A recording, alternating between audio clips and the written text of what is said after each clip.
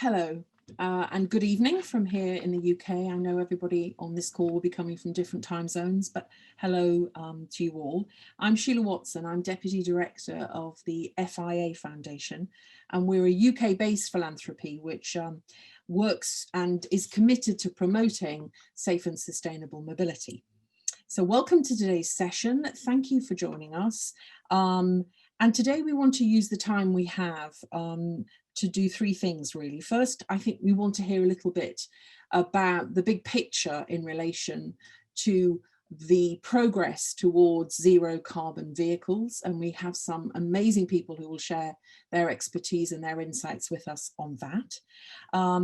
Secondly, I think we want to spend some time looking at good practice, at the sorts of things that have already been happening and the sort of work that's already taking place in cities and countries to promote zero carbon vehicles.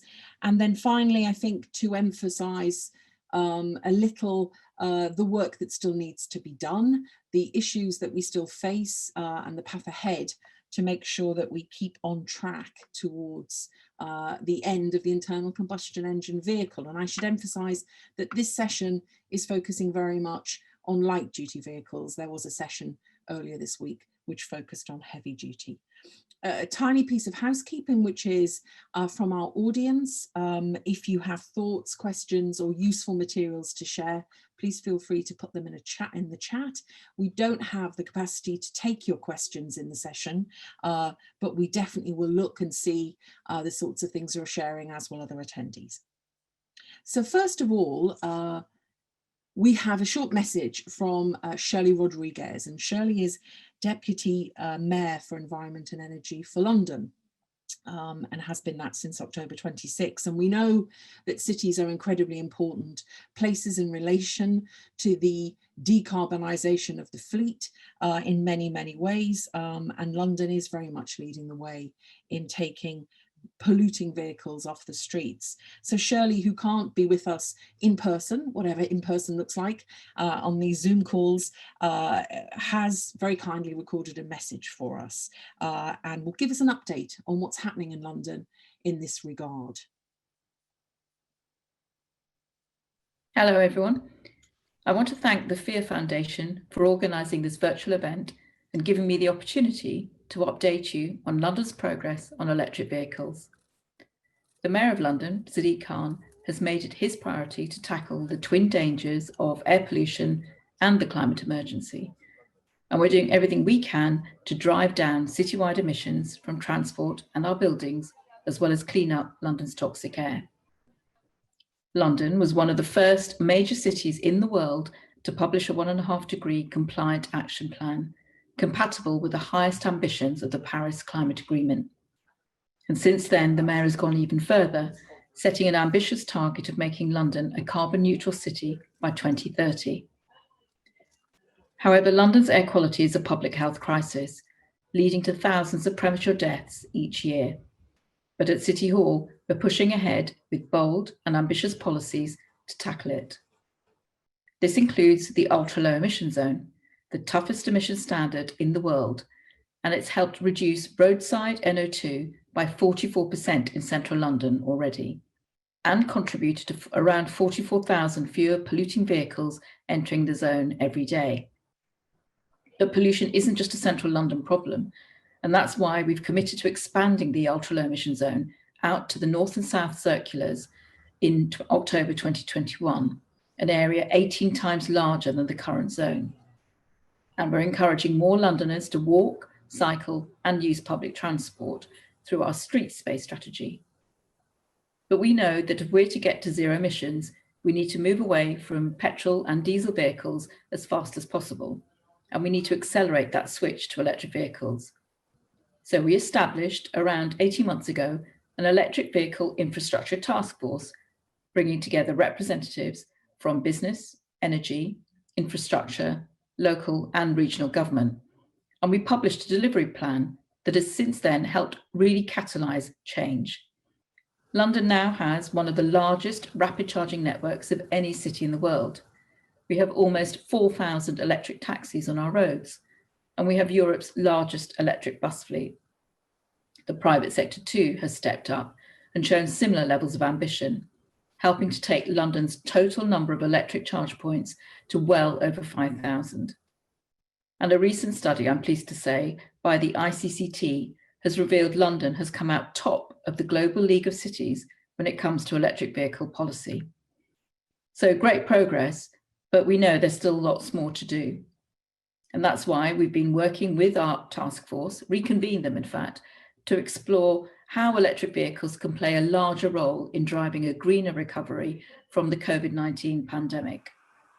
So we're proud of what London has achieved so far in the transition to electric vehicles, but we know tackling emissions is a global effort. And so I'm really looking forward to hearing from other cities to learn how we can step up our efforts and go even further and faster. Thank you. Apologies, the technology got the better of me. Basic unmuting, sadly, I do apologise. So after that message from Shirley, which I think is very inspirational, and certainly to me as a resident of London, who will be within that new larger ultra low emission zone, I'm very excited to see the impact that's going to have on the streets. But now we're going to turn for a more global perspective of progress towards the decarbonisation of the fleet that we're all working towards, to Lou Fulton. And Lou Fulton is director of the Sustainable Transportation Energy Pathways Programme at UC Davis, and University of California, Davis. And there he leads a range of research activities around new vehicle technologies and new fuels. And UC Davis is, along with a couple of other people on the panel today, including ICCT, a partner in the Global Fuel Economy Initiative, which seeks to promote zero carbon vehicles globally through research, advocacy, and capacity building support. And GFEI pledged in Paris in 2015 to work towards engagement with 100 countries within 5 years. And I'm told that that will have been achieved by the time we get to Glasgow next year. So over to Lou for some hot off the press updates on the global state of play. Thank you, Sheila, and welcome everyone. It's great to be on this panel. I will load up some slides here. Hopefully you can see those. Are they showing up, Sheila? Yes, they are. Yes, we can see them. Thank you. So I'm going to present in hopefully less than 15 minutes what we've just published today. And it's exciting, a new report from our Global Fuel Economy Initiative, and it's called Vehicle Efficiency and Electrification, a Global Status Report. So very global, as Sheila said, and really building on important work by the GFEI partners. And I'll especially call out ICCT. We have two ICCT people with us today. IEA, the International Energy Agency, ITF, the International Transport Forum, and UNEP. We have Rob DeYoung with us today. So all of these agencies and organizations have worked together terrifically on this initiative in general, but also on this report that is being published today. So let's see, what are we saying? Well, first of all, I'm going to start with a couple of things that are not from the report, just as a little bit of backdrop. But we know from what IPCC keeps telling us, and the IEA reiterates it, that through these low carbon reports that they've been producing, that we have to globally, across all energy systems and across all human activity, hit a net zero kind of picture by probably no later than 2060. That means that wealthier countries probably have to do it sooner, and transportation has to play its part. Everything has to move down fairly rapidly together. And so we have to begin to really decarbonize the transportation sector worldwide, starting basically immediately. And the IEA has some nice figures here, or numbers on that. This is from a couple of years ago. I love this table, but it's basically still pretty relevant, even if it's 2 years old. But in particular, if you look at what they're calling for in their sustainable development scenario, it's to get up to around a billion electric vehicles by 2040, and that would be out of 1.5, maybe closing on a 2.0 billion vehicles altogether, light duty. And then that just keeps going, and by 2050, we'd better pretty much have decarbonized and gone to a fully electrified fleet of vehicles worldwide. And then more generally, the carbon intensity of all new light duty vehicles, so this is electric, but also internal combustion engine vehicles, needs to be a dramatic process. And so they're showing about an 85% reduction in new light duty vehicle carbon intensity by 2040. They also show very strong reductions for trucks and other modes and sectors. So now over to our report. And here are some of the initial key findings to frame it. We are tracking, led by the IEA work, we track the fuel economy of light duty vehicles around the world. We've been doing it since the beginning of our existence in 2009. And we, with our latest numbers, are showing that we've had about an 18% improvement in light duty vehicle fuel economy since 2005. And about 10% since 2010. But this is not good enough, as Sheila mentioned. We are targeting a 50% improvement by 2030, and then onward to a 90% cut in CO2 emissions by 2050. So we really need to step it up. One thing, among others, that has slowed progress is a general shift around the world to larger vehicles, heavier vehicles, a lot of it's movement to SUVs. And I've seen projections that the share of SUVs could go well over, at least in the United States, go well over 50%, and in other parts of the world could be approaching 50% of the light duty market in the coming years. So that's just sort of one of the things that we have to deal with, which doesn't help in terms of efficiency or carbon intensity. But there's also a big technology part to this. And in particular, the really good news is that electrification is just, it's a little bit like the cavalry coming here. And the costs of batteries, the costs of vehicles are dropping. The vehicle ranges are getting bigger. We're getting up to 300, 400, even 500 kilometer range electric vehicles hitting the market, many more models hitting the market.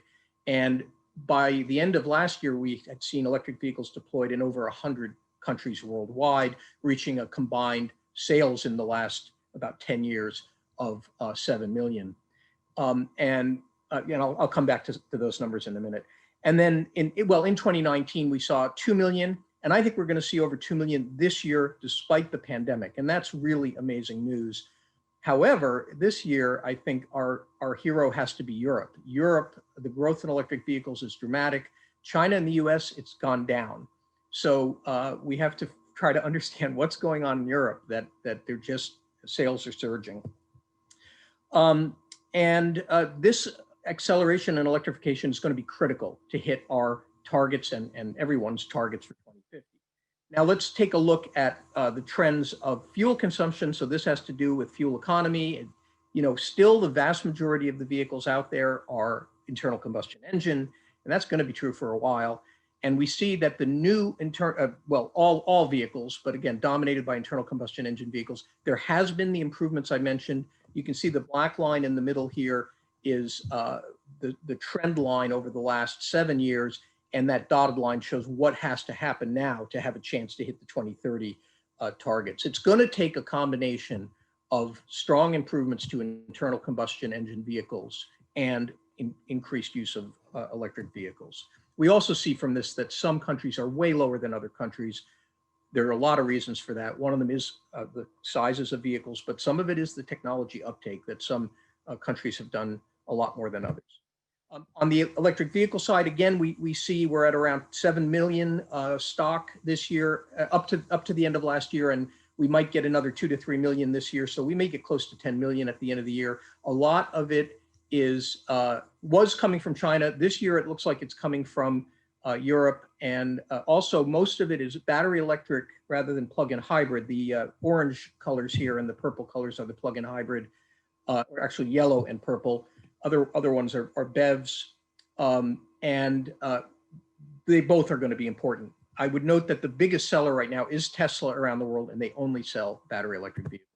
Here are our targets.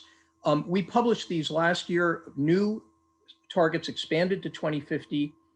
We need to sort of get the word out here that this is doable. This looks like it's going to be cost effective, and partly because things just keep getting cheaper out there, both in terms of fuel economy technologies and electrification. And so if you look at this figure, this is for light duty. Our black line is a no change scenario. The green line is what's been happening. And then it gets a little better, but then it flattens out in a world with no additional policies. This is in terms of CO2 per kilometer. In the blue line, we have the policy related potential for internal combustion engine vehicles. So if you look at 2030, we can get close to a 50% improvement just with internal combustion. The diamond here is the target for 2030. If you also look at the electric vehicles we think can be sold by 2030, the dotted line, you hit it. So we can hit that 2030 target with that combination. And then the final line is, if we can strongly decarbonize the electricity production around the world, it really begins to make the difference after 2030, and electric vehicles become dominant. And by 2050, we can get that 90% reduction. We have similar structure for targets now for other sectors. We won't probably talk much about that today, but you can see that the 50% reduction for LDVs by 2030, we have a even greater target reduction. It's for 2035 for buses and 2-3-wheelers, and a somewhat lower target, but still an ambitious target for trucks. And then in 2050, you can see that all of these modes, we think we can greatly decarbonize. Again, trucks a little more slowly, probably mainly because long-haul trucking is really tough, but we should be able to make dramatic progress by 2050 all around. Okay, that brings me to the last part of this, which is the actual recommendations in the report. We have identified 7 key things that we think governments need to do, and then there are some details for electric and for fuel economy. First of all, governments need to set targets for CO2 reduction from the vehicle fleet, like we've done, and we recommend governments look closely at the global fuel economy targets. Every country is different. Everyone's going to need to figure out what they can do. But over the long haul, we should be able to have very deep reductions in CO2 emissions from light duty and other modes. You need to integrate these sales targets EV sales targets with wider fuel economy and efficiency policies. They need to go together in one way or another. We obviously need to eliminate current subsidies on fossil fuels. We've all been saying this for quite a long time now. We've made some progress. Some countries have done extremely well, but there's still a lot of work to do on the policy side related to fossil fuels. We need to promote electric vehicle sales through a range of policies. I'll come back to that in a minute. And we need to support and extend existing fuel economy policies more generally, especially the large economies that are setting the fuel economy standards. We need to see those extended out to 2030, 2035, and keep being tightened. Yes, ICE bans can be part of this, or it could be electric vehicle only sales targets, but it must be part of a broader strategy. You're going to need supporting policies. It's not enough to just say some future date we ban these. We need to integrate EVs with the rapidly decarbonizing electric sector with greater use of renewables. And finally, we need to promote non-motorized modes and encourage the avoidance of some journeys altogether. I mean, there's an avoid shift part to this. We're not talking about it too much in this report. This is about efficiency in electric vehicles, but we acknowledge that's a critical part of an overall plan. I'm going to make this my last slide. Key policy actions for EVs to get a little deeper here. We need to incentivize, governments in some cases need to make direct investments, but they also need to incentivize strong investments in charging infrastructure. We need to keep pace with rising electric vehicle use. We need to set purchase incentives so that we can grow that market, but at least until the market is clearly self-sufficient. I don't think we're there yet in many places. We also have to figure out how we fund those incentives. And so that's an interesting thing we can talk about today. Zero emission sales requirements are a key thing. It could also be ICE bans, but it's very good to have that signal that at some future date, we want to see all electric or zero emission vehicle sales. And incidentally, that typically includes plug-in hybrid vehicles and fuel cell vehicles. We also want to see policy set to promote fuel economy and electrification for trucks, buses, and 2- and 3-wheelers.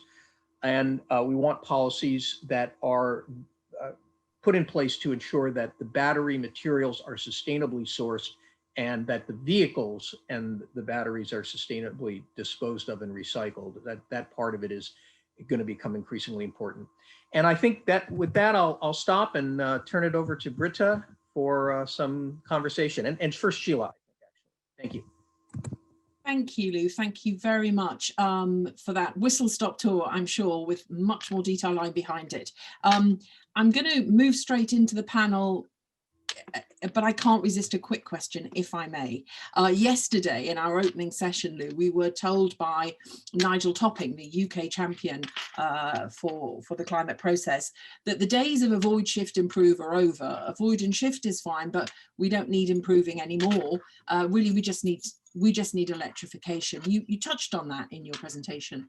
You indicated that this report firmly still believes improvements in fuel economy matter, even if electrification is crucial post-2030. Do you want to say a bit about why that's important? I can tell you why I think so, and I think our panelists may also have some things to say on that point. First of all, I think maybe the simple answer is that this planet, no matter how fast we transition to electric vehicles, and that is highly uncertain still, how fast that's going to go, we're going to see at least 1 billion, maybe close to 2 billion more internal combustion engine vehicles sold over the next, let's say, 20 years. So it's still going to be an internal combustion engine vehicle world. We have to make those as efficient as we can. You could talk about whether we should, like R&D money. We want to be careful we're not taking R&D money away from improving electric vehicles for the sake of improving internal combustion engine vehicles. I'm not sure that is a real problem. I don't know, but we could talk about that. But that would be my short answer. Thanks, Lou. Thanks very much. So we will now hand over to Britta, Britta Gross, who is from the Rocky Mountain Institute, and I must say has been a huge help in putting this panel together. And Britta will moderate the next session, where I think we'll probably pick up on a lot of what we've just heard and talk to some other people. So I'm going to leave it to you, Britta, to introduce everyone. Thank you, Sheila, and I appreciate your last question. It was so astute, I was going to ask it as my first question. So thank you, and thank you, Lou, for the very concise answer. Let's see, if my panel could join me up here, I'd like to make some introductions here. First of all, I am Britta Gross. I'm the Managing Director at Rocky Mountain Institute, and in my spare time, I happen to be a commissioner for Orlando's electric and water utility. So I pay a lot of attention to both to the grid side of this challenge and the vehicle side of this challenge as well. It's a real pleasure to be here with you. I'm joined by 3 expert panelists today. Annalisa Bevan is the Assistant Division Chief of Sustainable Transportation and Communities at the California Air Resources Board, where she oversees light duty vehicle regulations and the programs and policies that support their implementation. Good to see you here, Annalisa. Drew Kojak is the Executive Director at ICCT. Hi, Drew. An organization he co-founded in 2005, as well as a technical advisor to the Zero Emission Vehicle Transition Council. And then finally, Lou Fulton joins us on the panel too. You've of course already met Lou Fulton, the Director of STEPS of the STEPS program at the University of California, Davis. So good to see you all here today. I want to build on this conversation, but before I even get into it, I just have to share some exciting news with actually the audience here today. I've been waiting about 10 years to be able to say in a panel that's talking about electric vehicles, electrification, and perhaps the end of the ICE, that every one of the panelists and the moderator drives an electric vehicle. It's taken a long time to get here. I check every time to see what's going on. So my thanks to all of you for driving electric vehicles and for walking the talk, because this is actually where most action is going to start, right? It's each of us making these decisions that we just have to start doing what we say we know we have to do. So thank you very much for taking those actions. Really appreciate it. So we heard from Shirley Rodriguez this morning on how London is addressing this issue. Lou Fulton, thank you very much for your overview of the state of play regarding both fuel efficiency and electrification. And so now I'd like to sort of move into the panel's perspective and maybe some viewpoints on some of the things that were touched on today. Let me start with the first question here, kind of for everybody. With these announcements of ICE bans in California, the UK, of course, and a growing number of countries around the globe announcing sort of this end date of ICEs or the intentional, 100% EV sales in a certain year, there are many voices calling for the end of the internal combustion engine, or ICE. We know that this seems like a difficult transition for some people, some fleets, some organizations, but if we view this instead as an opportunity, what are those opportunities for both consumers, for automakers, cities, states, whomever, that we can use to actually help convince everyone to go along with us and make this happen? Maybe I could start with Annalisa, if that's okay. Sure, thank you. I think we have a tremendous opportunity with the setting of goals. When governments set goals, it helps create focus, not only amongst the regulated parties, consumers, but with the state entities that will help create a successful and positive environment for growth in the market. The ZEV executive order that was signed by our governor, N72207920, not only set targets for all new car sales to be zero emission by 2035 and similar targets for heavy duty, medium duty, and off-road vehicles, but it also directed state agencies to work together to set our priorities in the same direction. And that has a catalyst effect within state agencies, so that as we come together and we start talking about codes and standards, infrastructure, funding programs, we all have a level playing field, a consistent set of principles that we're working with. And I think it has, those targets help to really accelerate what we can do at the state level. And that gives us opportunities too to work with local governments to share best practices, model ordinances, and infrastructure strategies that hopefully will also accelerate the market. Perfect. What in the interim, how about we jump to you, Lou, and we'll get right back to you, Drew. Lou, how about you? What are you thinking about this topic? So remind me. So we're thinking about these like ICE bans. Yeah. What are the opportunities? Because it's tough to drag folks along if you're talking about banning the cars they're driving today. So right. how do we express this in terms of opportunities? What should this mean? How should consumers look at it? States look at it? Automakers look at it? Where are the opportunities here? The upsides. And I think the United States is an interesting case study in this. Even California, which is clearly the leading state on these sorts of things. Well, first of all, the governor called for a target of 100% light duty electric vehicle sales by 2035. He didn't say anything about banning ICE vehicles, but it's implied, right? And it didn't take long before you had commentary out there claiming that he was going to take away people's, beloved ICE cars. And then there had to be some kind of a pushback that, no, that's not what this is. First of all, we're talking about 14 years from now. We're only talking about new vehicles. Where, anyone who has an ICE vehicle, it's not going to be taken away from them. And just to try to calm that part of the public down a little bit. So yeah, I mean, how do you bring people along? I mean, I think there's going to be 20-30% of real keen people ready to do this, another 30-40% who are probably okay with it, and then there's going to be a bunch of people who are not okay with it. So I think you have to educate, you have to try to increase awareness, you have to get people excited about the new technologies. There's a lot of work to do. Thank you. Hey, Drew, how about you?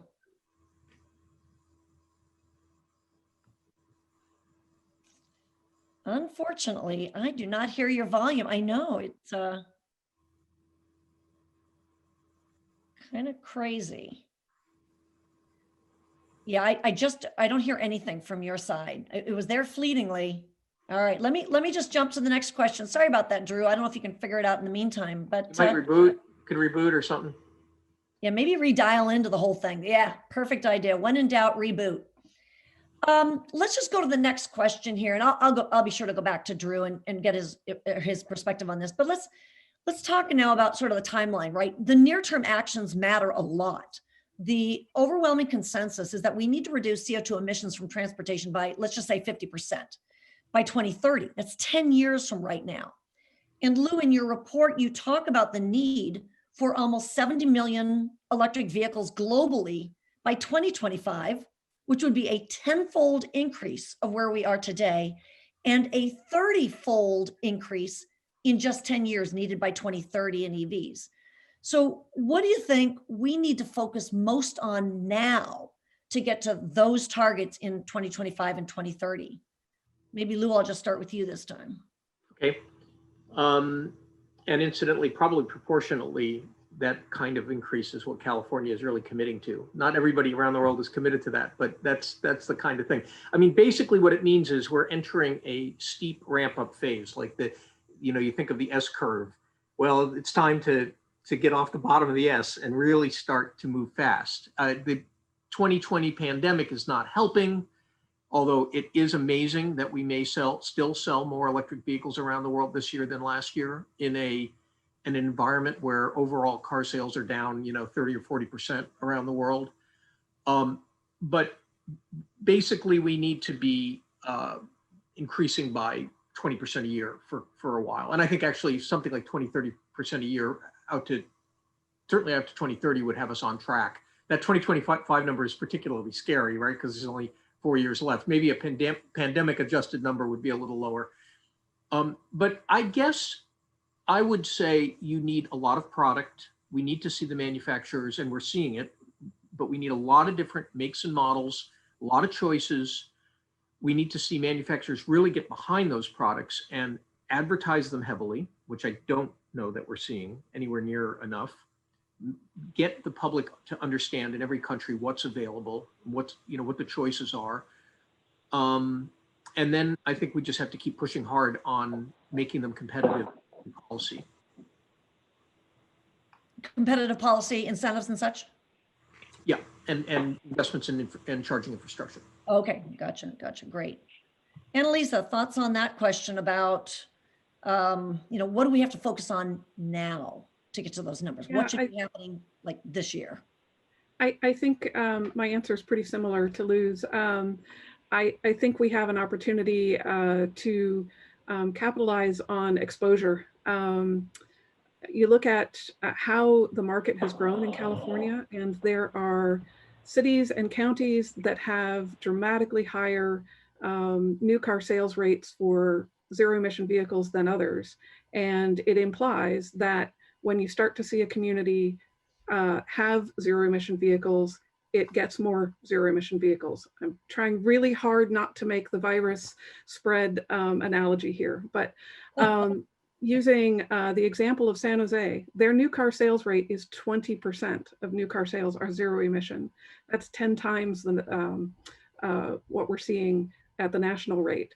So what we see there is that people see zero emission vehicles and it becomes normalized, and they have a dramatically greater infrastructure build out in their community. And so I think things that we can do as government is to increase the exposure to zero emission vehicles. We're going to try and do that through fleet rules and rules that encourage the implementation of zero emission vehicles. An example would be our Clean Miles standard, which will have TNCs, transportation network companies like Uber and Lyft, implementing zero emission miles requirements that will cause their fleets to turn over to zero emission vehicles. And then we're seeing EVs and fuel cell vehicles driving around every community, picking people up, giving people a ride in a zero emission vehicle that they haven't experienced before, making them think, oh, this works. And if a TNC can do it, why can't I? So that plus conversion of our buses and our trucks through the Innovative Clean Transit regulation, the Advanced Clean Trucks regulation, those will take time, but adopting those regulations now and setting in motion the growth of those markets, I think is really critical to increasing exposure to the vehicles to the point where we get folks who are making that independent decision about what their next car is, start to see EVs, fuel cell vehicles, as a normal part of the fleet and something they really should consider. Normal, right? Make this normal. I think that's I've heard that word before, and it seems like it's really important that this doesn't seem like a science experiment anymore. How many of us on the panel who are driving EVs have influenced our neighbors to buy one. There you go. I can point to several outside my house that I know because of a conversation I had on the driveway. They thought about it. They ended up buying or leasing an EV. Yeah, this is roll up your sleeves and one person at a time.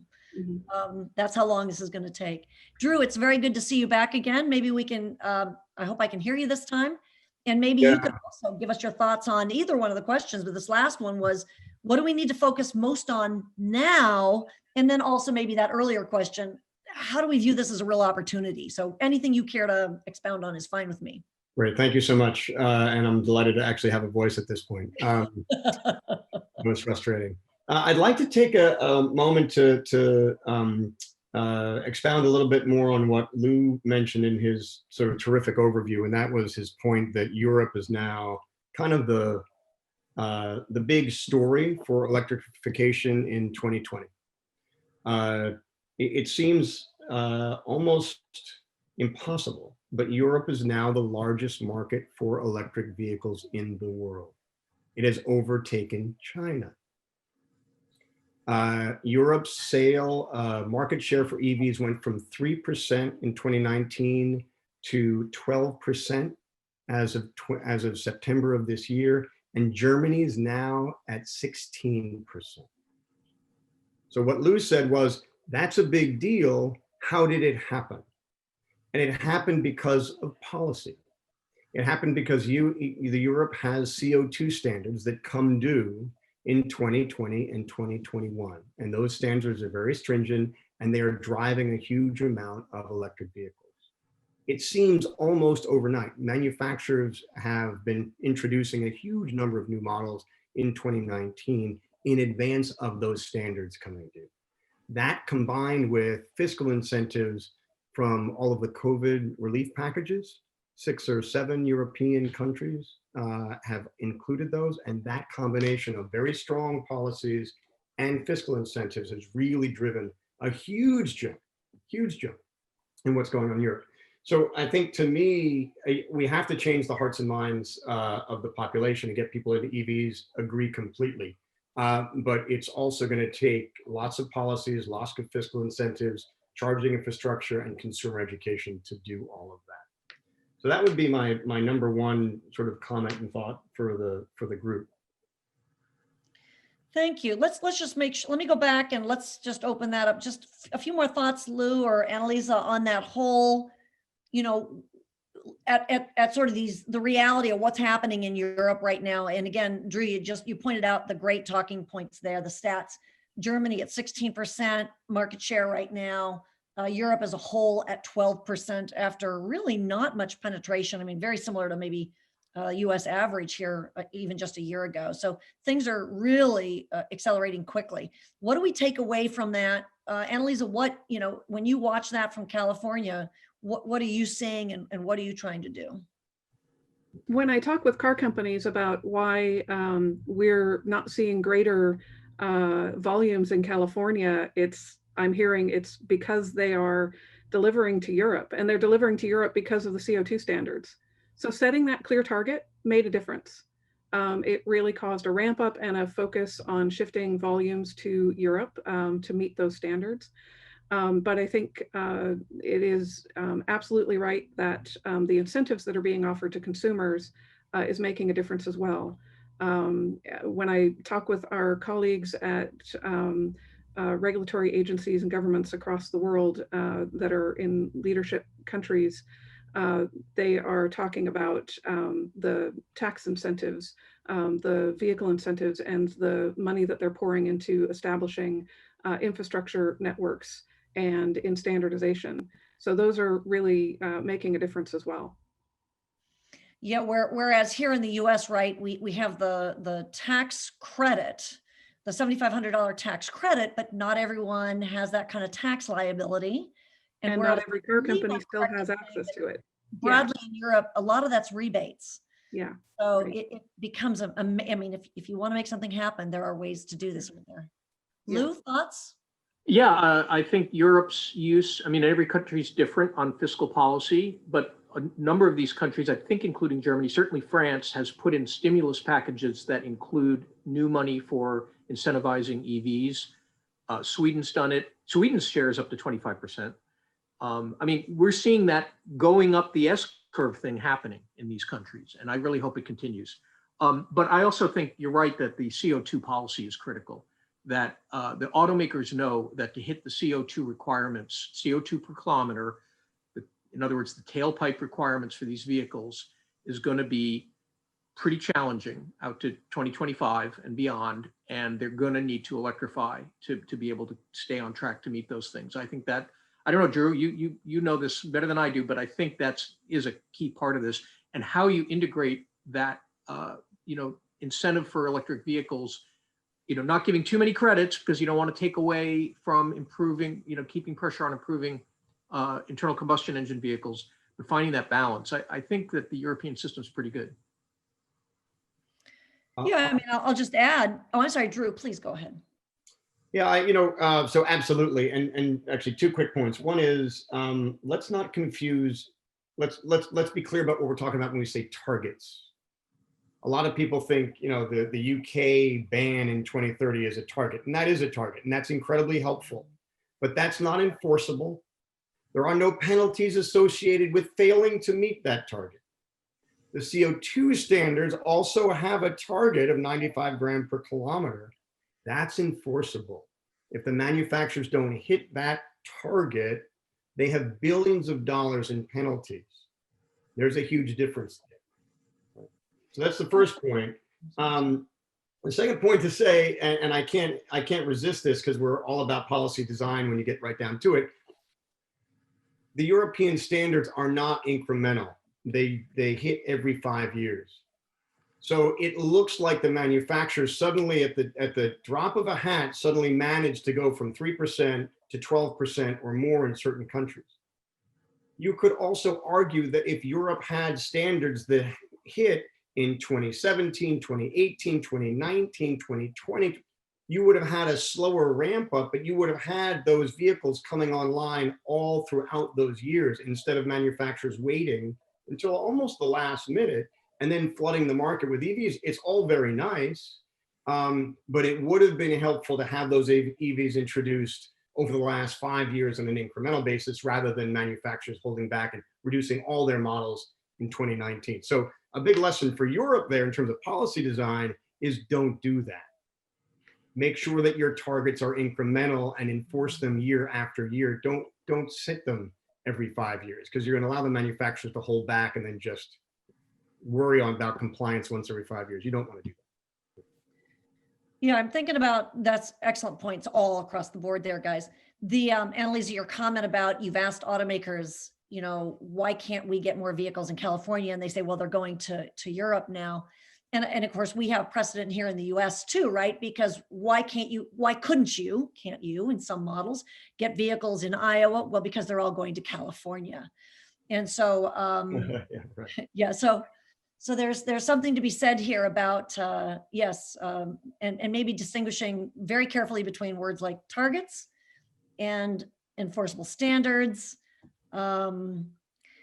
It's not lost on me here that sometimes the words or the expressions we use, I'll get to it at the end when I sum up, but Lou, your comment about, are we, probably using the words ICE ban is probably a no-no. We probably really should just talk about and actually fight against that. And it's just 100% sales requirement and get to that point where we're talking much more proactively about what we do want, not what we don't want.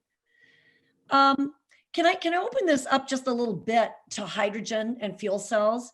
Can we just, maybe I could just gather some thoughts. I know some of you have spent many, many years, working also on hydrogen fuel cells.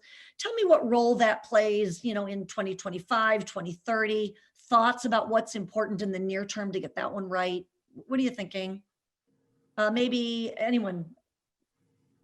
Well, Luke, you want to jump in? Maybe Annalisa go first. You probably. What's that? I'm saying let's let Annalisa go first. Yeah, I was going to say that too. Government official. She's got the most important here. So California has a plan in place to establish at least 100 stations through a funding program that's administered by our California Energy Commission. We have, I think, 41 stations open, retail open right now for consumers, mostly in the larger metropolitan areas, but we're starting to get those connector and destination stations open. It has been a struggle, I'll admit. We have been working with the car companies on rolling out volumes of hydrogen fuel cell vehicles, and infrastructure has been a hurdle for them. You can't sell a car if somebody who's buying it doesn't know where they're going to fuel it. And there isn't a convenient and reliable hydrogen station within their regular driving environment. So we are trying to solve that with the initial 100 stations. The good news is we are starting to see private capital increase their investment in hydrogen stations. We have, in addition to the state support through regular grants, we also have the low carbon fuel standard that is pushing hydrogen. So we're starting to see growth of the market independent of the grant program, and that's fantastic. But it's slower than we expected. It's slower than we used to project. And so we do see fuel cell vehicles playing a very important role for those for which, for some reason, a battery electric vehicle doesn't work either for size or total miles driven per day. But will definitely continue to be a zero emission program as opposed to a battery electric program in California. So Annalisa, can I just ask a follow-on question before I get to the other guys? You know, what do you hear from the trucking industry? You know, long haul, heavy trucks, gotta tow, gotta move a lot of product long distances. Are you seeing any kind of, because I know that in China and in Europe, in Germany in particular, there is keen interest in hydrogen. So what are you seeing from that sector? We are starting to see that same enthusiasm growing for hydrogen in heavy duty applications. I think we may start to see it in more closed loop routes like port haul, drayage truck applications where there's a hydrogen station at the port, and they're driving back and forth between the warehouses. So there's dedicated routes, but as the infrastructure starts to build out, we're definitely excited about the prospect of seeing long haul fuel cell vehicle or fuel cell trucks. And it's a growing interest in California. In fact, it's kind of hard to hold back the light duty enthusiasm as it starts to bleed over to heavy duty. It's like we can't lose sight of what we want to try and accomplish for light duty. It needs to be additive, what we're doing for heavy duty in terms of support. Thank you. Drew or Lou, thoughts about hydrogen?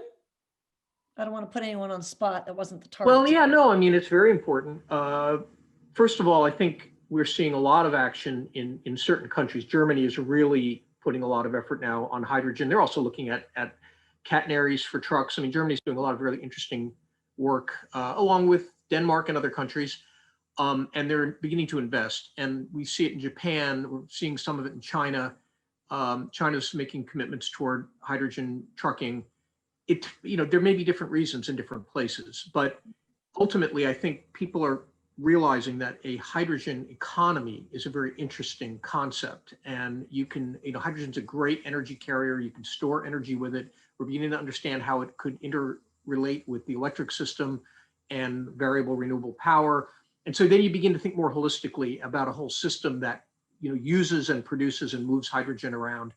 And in that big system that you can imagine, it actually provides enormous benefits. And I don't think we yet know exactly the cost benefit of that whole thing. But vehicles are a key part of it. Vehicles, if you had even a quarter of your vehicles in 2050 as hydrogen vehicles, it would be a very important consumer, and also a good opportunity for some of the interactions with the electric sector. So that is one of the reasons it's really been revitalized, I think, in the last couple of years. And we've seen fuel cells costs come down, but we don't have a lot of vehicle models out there yet. On the truck side, it's really just starting, and it's probably 5 to 10 years behind battery electrics in terms of being able to get things to the market, getting consumers to know what it is.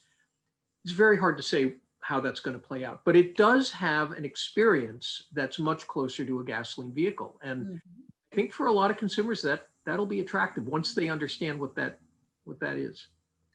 Yeah, I love how you talked about this as a system, because I think that's the real, the real talking point for hydrogen and storage. And, here in my state of Florida, there's really only solar energy. I mean, there's no wind onshore, and even offshore. There's just nothing close enough to be able to build. It goes way, way, way out.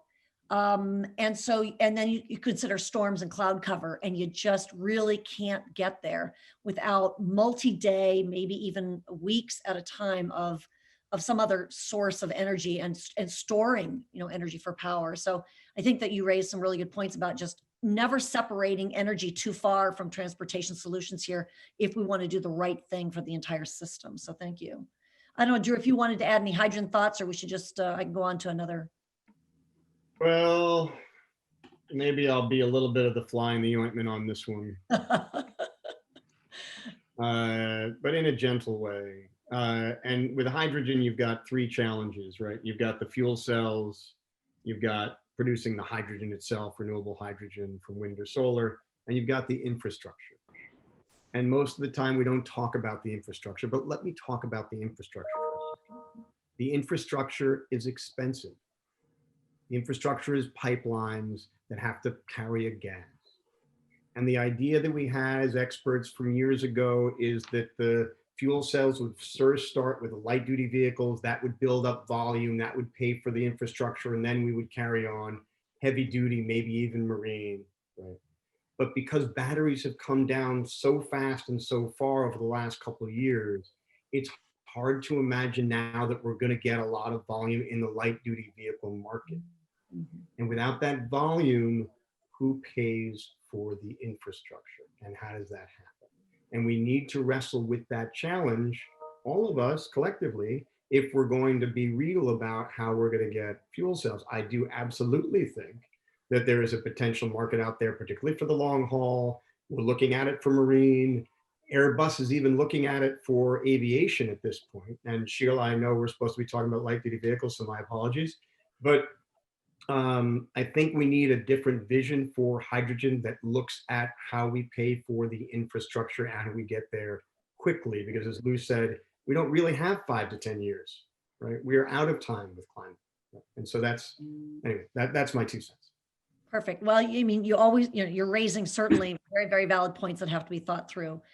Let me just turn back to, Lou's comments and the comments made earlier also about where we have to get by 2025 and 2030. So we've had an election in the United States. What do you most, if you had to pick one thing you really want to see come out of the next administration pretty quickly to help most in helping us drive towards those electrification targets, what would you most want to see? What's sort of what's at the top of your list that just, if only this one thing would happen? Is it infrastructure? Is it, where does your mind quickly go? Drew, maybe I'll start with you on that one. Was this for battery electrics? Yeah, let's go back to battery electrics. Let's not debate hydrogen. No, I think that's right. God, I think we've got, the thing that's, I think, the most challenging right now, actually, here's the thing that I would bring up, actually. We talk a lot about model availability. We talk about cost.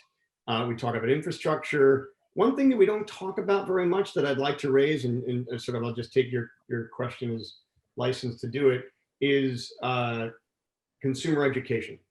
Right now, if you look at the time that manufacturers are putting in, it's primarily going towards promoting SUVs, right? And Lou very nicely pointed out the market share for SUVs continues to rise. And that's where all the profits are, et cetera, et cetera. But, one of my, I love this poll that was a little dated now, but in the UK, I think something like 14% of the population in a poll that was done thought that you couldn't drive an electric vehicle in the rain. That's a problem. That's a problem. Most people don't know that electric vehicles are available. They don't really know how much fun they're driving. I mean, yes, we all drive EVs. It's not a great sacrifice. It's a great car, right? We're all loving our EVs. So I think the one thing that I would say that's sort of missing from our 4 levers that we all talk about is how do you get manufacturers and how do we generally, as government policymakers, get the information out to the general population? And California's done a lot of very groundbreaking work there with Velos and Schwarzenegger with his wonderful commercials.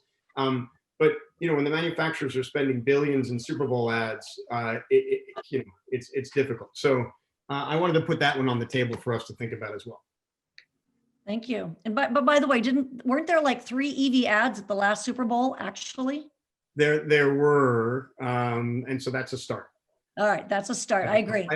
And the only thing I would differentiate, and I love them, right? Volkswagen, who I think is doing a great job, in bringing the company around. A lot of their ads, though, are brand ads. So these are ads that they're trying to use to revitalize the reputation of the company rather than sell the vehicles per se, right? And even China, when I was in Beijing, I guess it was in January before COVID shut everything down. You go out to the Beijing airport, China's supposed to be one of the leading markets in the world in EVs. It's all SUV ads, right? At the airport, right? Anyway. Annalisa, your thoughts on this, final thoughts before we get out of here pretty soon? I completely agree that getting, I won't call it public education, because at some point, just telling people that electric vehicles are available isn't enough. We have to sort of build their desire to own one. But on top of that, we also have a challenge of making sure that implementation and growth of the zero emission market isn't just for the new car buyer part of the economy. We also have to make sure that we have a healthy used car market, and that communities are really seeing zero emission vehicles throughout all strata of income and availability. So we're looking at this at CARB, trying to figure out how to make sure that we're ensuring access to clean transportation, in addition to transitioning the vehicle fleet. Part of this we'll see in the Clean Mile Standard. Part of this comes in how we're structuring our incentive programs, but also getting at what's happening in fleets and making communities ZEV ready, working at a local level. So we have that additional challenge of making sure that the implementation of a zero emission fleet is equitable across our state, across our country. Thank you, Annalisa. And with that, we're going to have to actually close out this session. Sorry, Lou, I couldn't get you for one more sentence. But let me just briefly just race down my list of takeaways from today's session, including some of Shirley's comments. The London ultra low zone emission zones are working. We heard that there's been a 44%, if I heard the numbers really quickly right, 44% reduction in emissions in London, 44,000 fewer cars on the road. And they're now planning to expand that zone by 18-fold going forward. So there's something really right about what they've done there. We talked about EV-only sales policies and the nuances of that expression, as opposed to talking about banning, taking away something, as in an ICE ban, and should not. I will not be using that phrase anymore going forward. We talked about the importance of setting goals at the top, focusing all of us on where we need to get by 2025, where we need to be in 2035, to align all of us, align consumers, legislators, the regulators, the fleet operators, the automakers, the truck makers, the bus makers, et cetera. Really important. And then I really just want to close on the exposure and the consumer outreach and education. It starts with every one of us taking advantage of this, talking to the next person. And so just getting exposure, electrifying those buses and those TNCs or transportation networking companies like Lyft and Uber, it makes all the difference in the world. So I'm so grateful for your time, all three of you on this panel. You're total industry experts on this stuff, and pleased to have been able to probe at these topics and get them out there here on a global stage. So thank you so very, very much for your time here today and your inputs. With that, I want to, yes? Oh, thanks. You bet, you bet. I want to turn it over now to Monica Araya, who is part of the COP26 Champions team, and say goodbye to my panel. Thank you guys very much again. Thank you. Thank you. See you, Britta. Hello, I'm very excited to introduce the next panel. My name is Monica Araya, and I am based in Amsterdam, working with the Race to Zero campaign, which is all about doing the most we can this decade. And I want to build on what Drew said. We don't have time, so we really have to integrate that race to zero in a lot of our conversations, no matter what the sector is, but especially on transportation. So I have the pleasure to introduce a great lineup. So Sheila has done an amazing job putting together this next panel. So what we're going to do is we're going to start with a very surprising story that happened in Chile, and in particular in Santiago. So we're going to have Tamara Berrios and Daniela Soler. Tamara is from BYD Chile, and Daniela is from the Ministry of Energy in Chile. In their honor, I'm wearing a handmade necklace from Chile because it's a country I love. I'm from Costa Rica. I have spent a lot of time in Chile, and I'm very excited about the fact that they have been invited to tell their stories, mostly about buses. And then in the second part, we're going to hear from Volvo Cars, from the UK government, from a Latin American development bank, and from a company from Green Tech. And then in the end, we're going to have them to share with you a very concrete insight from the supply side, demand side, from finance, and from the government. So Tamara, welcome. I hope you are there somewhere. And it's great to see you again. I know that you have a great story to tell, and you don't have a lot of minutes. So I'm sure you're going to share with us one or two insights that you want the world to know about that amazing story that is happening in Chile when it comes to this electric bus fleet, the largest in North America. Welcome. Where are you? I can't see you. Can you hear me? I can, but I would love to see you again. You know, I have some problems because that said the host cannot allow me to put my video on. So. Oh, okay. Maybe we can fix that. Should I? Yeah. But let's get started while they fix that. Let's get started with your story.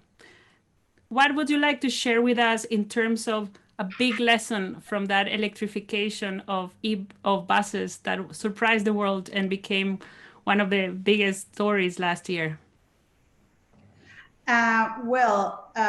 First of all, thank you for the invitation. It's an honor to be here sharing our experience in Chile to the people that joined that amazing team of people related to COP. I know that the time is limited, but I want to share that, as you said, our experience, I think, can be a good example to the rest of the countries in our region to follow. Was not simple, was not short, took a lot of time. That means we need to engage and convince a lot of people to be part of that challenge together. So the first message is if you are thinking to do something similar in your own countries, you don't need to give up. I mean, you need to find a way, you need to find the people can believe in the same things that you believe, and you need to create the conditions to do that. And that takes time. So that is why you don't need to give up, because probably will be not fast as you want. You need the government involved. And in Chile, we did it with a lot of support from the government side. You need the private sector involved. We did it because people in the private sector believes and join and support.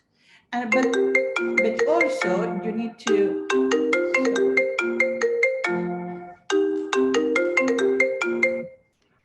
and also, sorry about that. And also you need to try to develop a model. That means it's not just about energy or dreams or the way that you want to change this. You need to have a structure to do that. And that means financing a structure, enough support, and all the operational risk need to be controlled. BYD as one of the biggest manufacturer of electric vehicles around the world, took all these details and create an environment to provide the safety that the clients and the government need to start to test. And I think that was the key. We start from zero here, from nothing, and we start talking with a lot of people for several years. To be honest, we talked for almost 4 years with a lot of people about that possibility. But once you have the people engaged and involved, you also need to provide technical conditions to do that. It's not just about sales, it's also about after sales, operation, human resources, training, and a lot of things that we are still developing here. So I think that is the main message. You need to organize and coordinate a lot of things, and then the technology can move faster. But in my personal opinion, I think this is just the beginning of a huge change in our region and in our country. So right now, I think is the moment to show to the rest that if we did it in Chile and we are doing now in Colombia, we can do in the rest of the countries around the world. Tamara, how many buses do you think will be electric next year, by the end of next year in Chile? That is not simple because we are in the middle of a sanitary issue, you know. Will be very, very easy to answer that if we don't have the virus between us, because for sure this virus put some problems in the speed that we expect that this business develop. So your question is the same question that my boss wanted the answer during this month. So, our country is moving in a process to trying to clean the air and change the transport system. I'm pretty sure that in normal conditions, and if everything going in the right way, probably next year, Chile can implement or can add probably between 600 to 1,000 more electric buses to the system through a tender process that they are developing now. That will be a very good news. You know, right now in Chile, we have more than 700 of electric buses running on the streets. From that, more than 450 are from BYD, so we are the leaders here now. But we think that because we proved that the operation is something that we can handle in the country, the government will improve and increase the fleet. But I really don't know, because it's not a joke, the situation with the virus can delay a little bit all the plans. We are not sure if will be a second wave of the virus here. We don't know how big or how hard it will be, and then can create some delays. But for sure, the message from the government and also from the private areas, to be specifically focused in our commercial part, I mean our clients, all the signs go through to just increase the fleet of electric vehicles in the future. So probably in the next 5 years, we will have a lot of buses, and we are hoping that will be not just buses, will be more vehicles. Probably the next step will be fleets. And then the normal people will have a more different offers to choose for our personal use of electric cars. Probably during the next 5 and 10 years, the market will be stronger and will be more mature. For now, I want to have more and more electric vehicles in the country, but depends on a lot of things. Thank you, and all the best. So COVID will delay but not derail what you're doing, and that's very good to know. And I hope you can stay because we will have a second round of discussions. And now let me welcome Daniela Soler, bienvenida, from the Ministry of Energy. So Daniela, the floor is yours. Thank you, Monica. Thank you so much for having me. It's really nice to finally meet you kind of in person. I follow you, and to be with Tamara in this panel. It's really nice. Well, In Chile, there are different levels of progress. Undoubtedly, the most outstanding is the electric bus fleet. This is the result, I think, of innovation in the way we are doing things. And of course, the collaboration of the public sector with the private sector. It's key to question if the current business models would work for a different technology. I've seen that in many cases related to electromobility, they don't. So we have to do things differently and convince a lot of people of this. The Ministry of Transportation, which they are in charge of these tenders and this great development, always had tendered the ownership and the operation of the buses to the operators, to one actor. So with this new model, they separated the operation from the ownership and supply of the buses. So this made possible new ways of financing these buses, when one of the difficulties of their integration was the highest cost upfront, creating new partnerships within the private sector. So former operators partnered with these energy providers and made it possible to move on. So as the buses started to operate also, they also realized and brought to reality the lower cost of operation and maintenance of these buses, because it was on paper, but not many believe that. And so the wheel starts to move and become unstoppable little by little, this proof of truth. So also we have seen from the beginning that to move towards a more sustainable transport sector, we need to maintain a holistic vision of the development of sustainable technologies such as electromobility. In this sense, we have encouraged, for example, the Academy to develop training courses in electromobility, banks to offer products to finance electromobility, to updating the regulatory framework and develop what is missing in this regulatory framework. So we have to do this with this holistic point of view. And on the other hand, it's relevant to mention that in Chile, there are no direct subsidies for the purchase of electric vehicles. However, we see that although the cost of EV is higher than that of the ICE, there is a segment, the long-haul fleets, right now, where it already does economic sense to make the switch.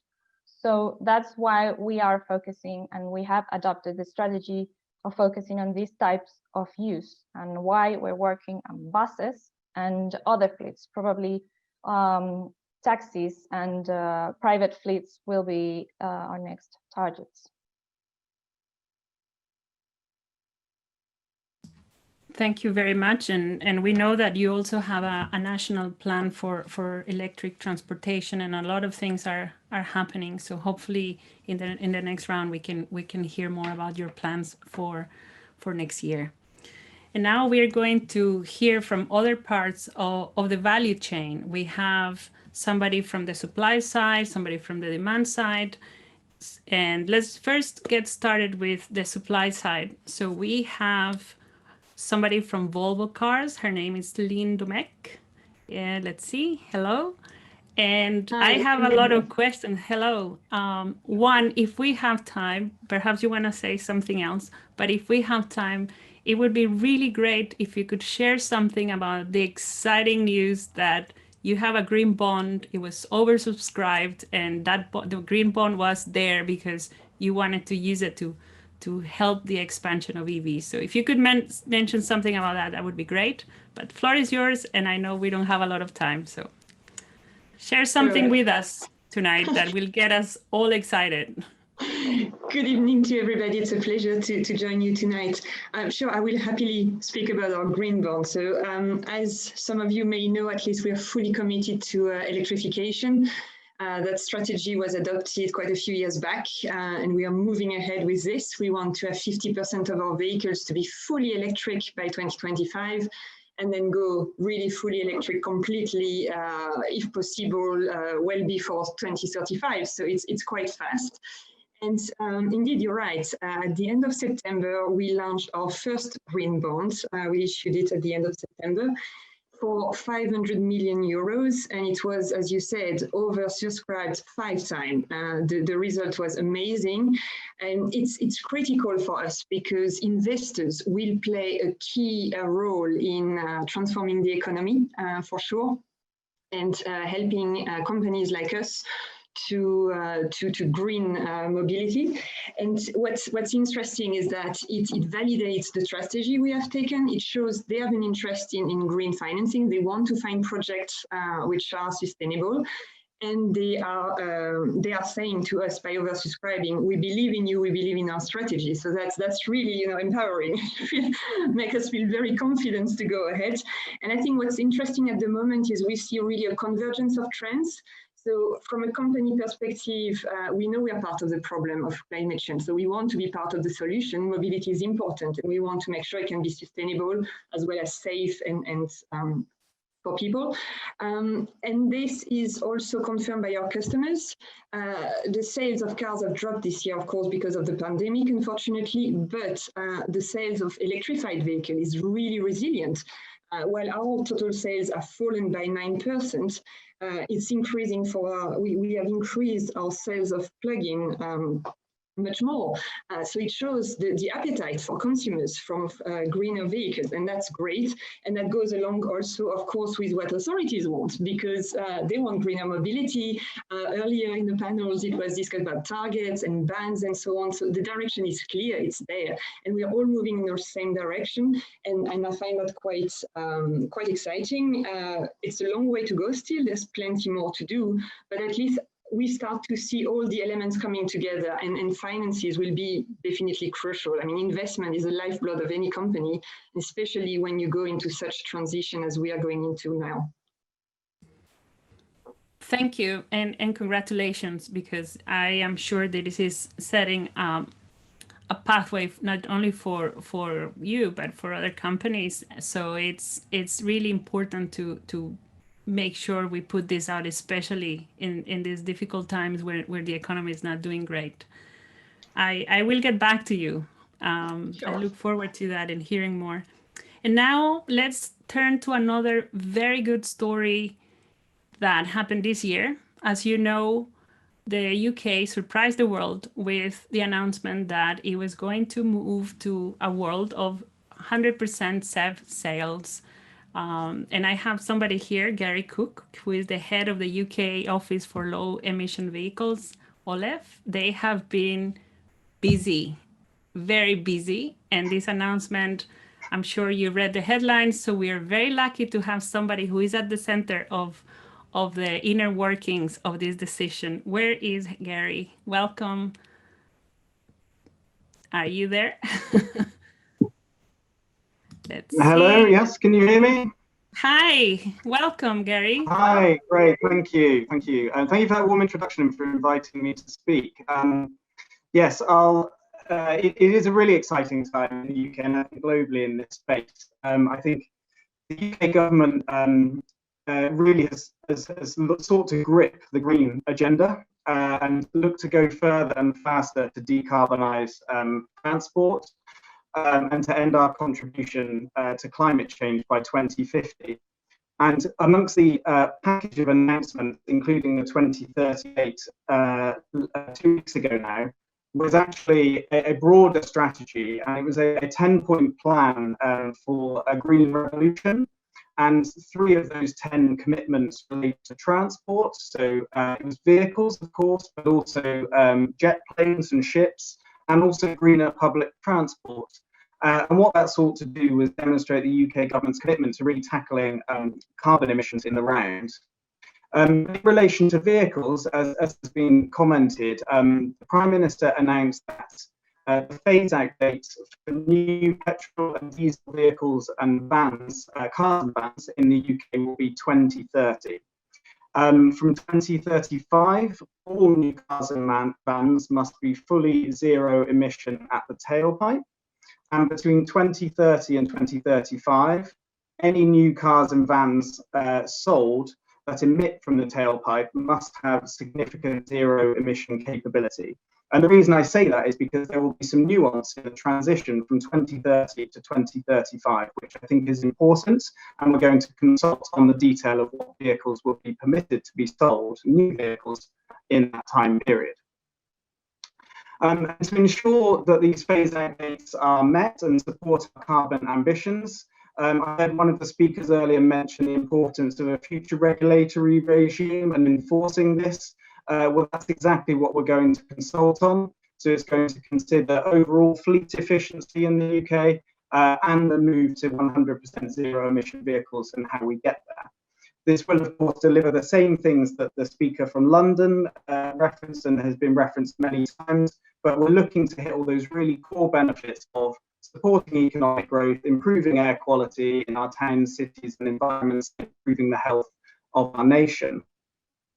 And so how are we doing this? Well, we are, for the last 10 years or so, we've committed about £1.5 billion to early measures in this area. But one of the really exciting things that accompanied the 2030 announcement was a new package of £2.8 billion of investments. And that was broken down into roughly 3 areas. So the first was £1.3 billion into charging infrastructure, so people can drive around the country and know that they can charge their vehicles. The second was £600 million into reducing the sticker prices for vans, cars, taxis and motorbikes to give consumers that slightly lower price.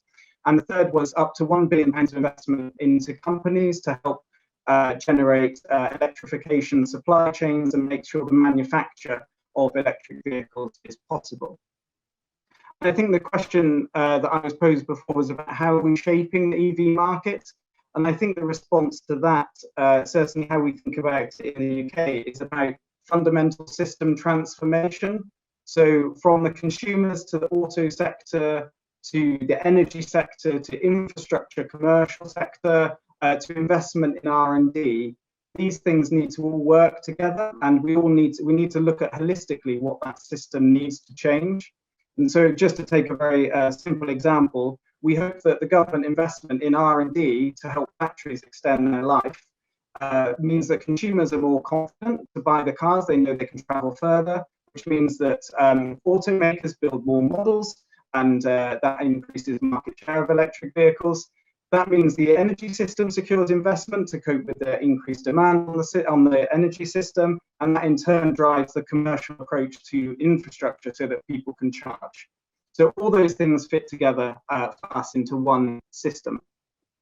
And I think the very final thing I'll say in terms of how we're doing this is, in addition to working with those 5 component parts I just mentioned there, actually, it's really important, we found, to work across all levels of political and societal leadership, from the local, regional, national, international levels. And the UK next year, of course, all the people here today will know this, but the UK is the president of COP26 next year. And we're going to be using that as a vehicle to really encourage ambitious climate plans around many things, but of course, zero emission vehicles is in there too. And so the COP26 president, the UK business minister, established something called the Zero Emission Vehicle Transition Council, which comprises ministers and representatives from some of the world's largest car markets. Met for the first time last month. I'm going to be using that as a vehicle as we approach COP26 to make progress in this area. And as the host, I work with international partners, governments, industry, businesses, and civil society to make sure that, to hopefully work together and make sure that the sum total of all of our collective actions delivers the outcomes that we all want, makes it easier, cheaper, and faster for all of us. Thank you. Thank you, Gary, and also for all the work that you have done and the team, because I'm sure that was a lot of work getting that passed. So let's now move back to Latin America, and we're going to hear from our Latin American Development Bank, CAF, and we have Andrés Alcalá with us. Andrés, welcome, bienvenido. It would be really good to hear from you about very concrete things that the bank is doing to accelerate the uptake of zero-emission vehicles. what would you like to share with us about that world of finance and EVs in Latin America? Thank you, Monica. It's always inspiring to hear from you and from all the people in this panel. Actually, CAF, as a development bank of Latin America, as you said, has been working for a couple of years now to support its member countries in developing knowledge to make this technological transition possible, but also in seeking financial mechanisms to support both public and private sectors in this way, in this long way that we have to transit. And in the conquer way aspect, last year, by the end of 2019, we joined an alliance with another agencies such as AFD, KfW, and GIZ to structure a program that we call eMotion, e-mobility and low carbon transportation, that targets vehicles with highly intensive use. That's vehicles such as taxis, commercial fleets, buses, all kind of types of buses. This initiative pretends to access funds from the GCF, from the Green Climate Fund, to get concessional resources to help the projects all around 11 countries in Latin America to deploy this transition to electric mobility. The initiative is a one-stop shop for governments, national governments, for local governments, public and private fleet operators, leasing operators, utilities, local and regional banks, to rapidly try to mobilize competitive funds on e-mobility. It pretends to be a scale program to promote a large-scale regional transition towards electric mobility in the region, and to enable a paradigm shift in the electric vehicle sector. Actually, the main issue is to provide competitive concessional loans with low interest rates and investment gap subsidies, if we convince the GCF to do so, for the acquisition of electric vehicles and charging infrastructure. It's a very ambitious program, and we also want to advise to assess the right needs for technical assistance in each of these countries that are involved. Finally, we will try to provide risk management and credit enhancement products to lower financial costs and deliver scale up for e-vehicles in Latin America. So that's, as I said, it's very ambitious, but we are very excited to work on this project, on this program. That right now we are developing the feasibility studies for in every country, and we hope to have approved to be approved on the GCF board by the next year, by the end of the next year. Great. Quick question. How much money did you say you had? Is this public information? It's just to get a sense of the, I don't want to put you on the spot if this is not public, no. But I just want to get a sense of how much. Yes, well, we were trying around 850 million of euros, between that and 900 million of euros. Okay. I think anybody working in Latin America, I see Margarita Parra, I see Marcel in the participants list. They should contact Andres. And I want to add that a few days ago, Brazil launched their first national electric mobility platform.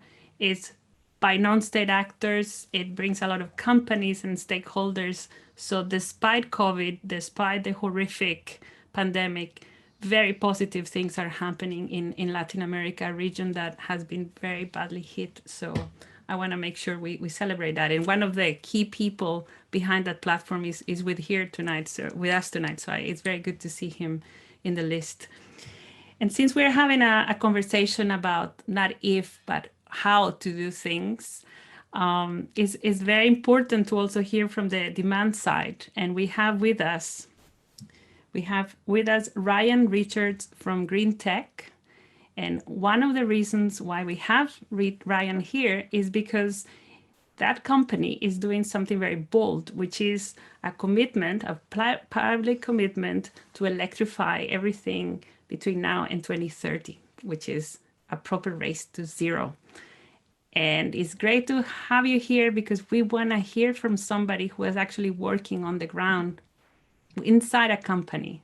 So welcome, Ryan, and the floor is yours. Thank you for having me. I spent the last hour like writing notes on everything that I heard, so I may be a touch scattered, but